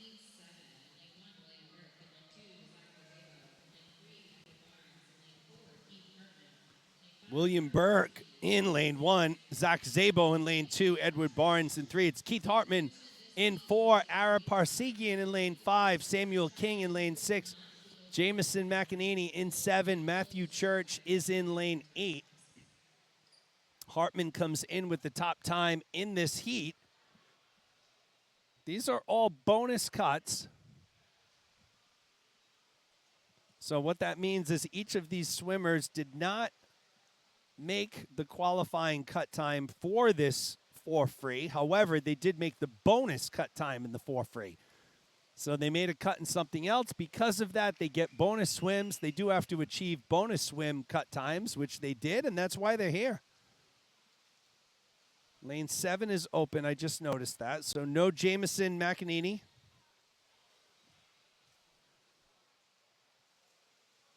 Samuel King from United Swim Club leads the way. He's followed by Keith Hartman, Matthew Church in 3rd.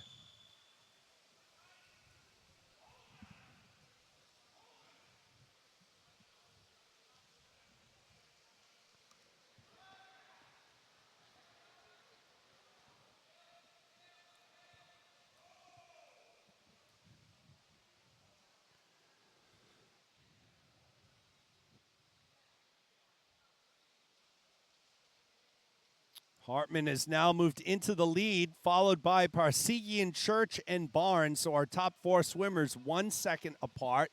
Approaching the halfway mark of our final race of the morning here at the 2022 New England Senior Championships. You can see how crowded it is at the top. So 5, might as well call it all 7 swimmers within striking distance of winning this heat right now.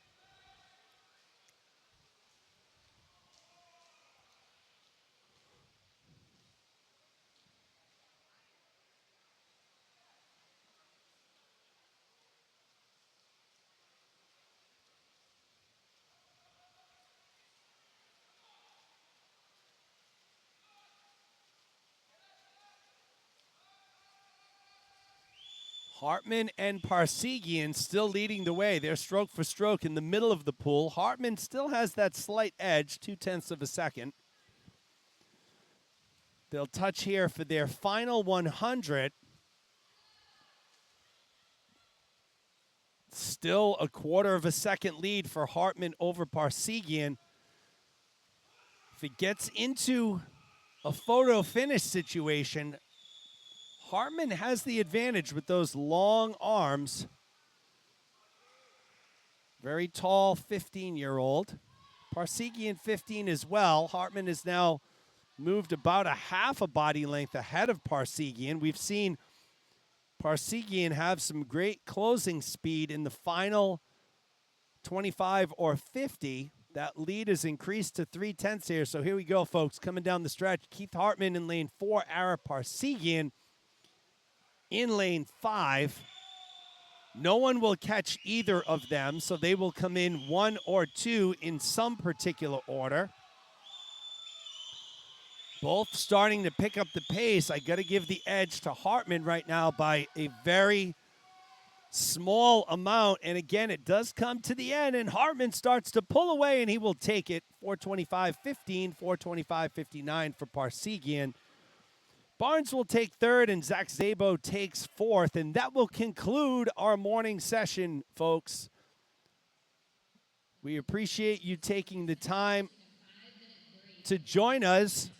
We will be back this afternoon at 4:45, so please join us for finals tonight for the final time this morning. On behalf of Carolyn Abreu, I am Jeremy Abreu. We will see you this afternoon, this evening, I should say. Enjoy your afternoon.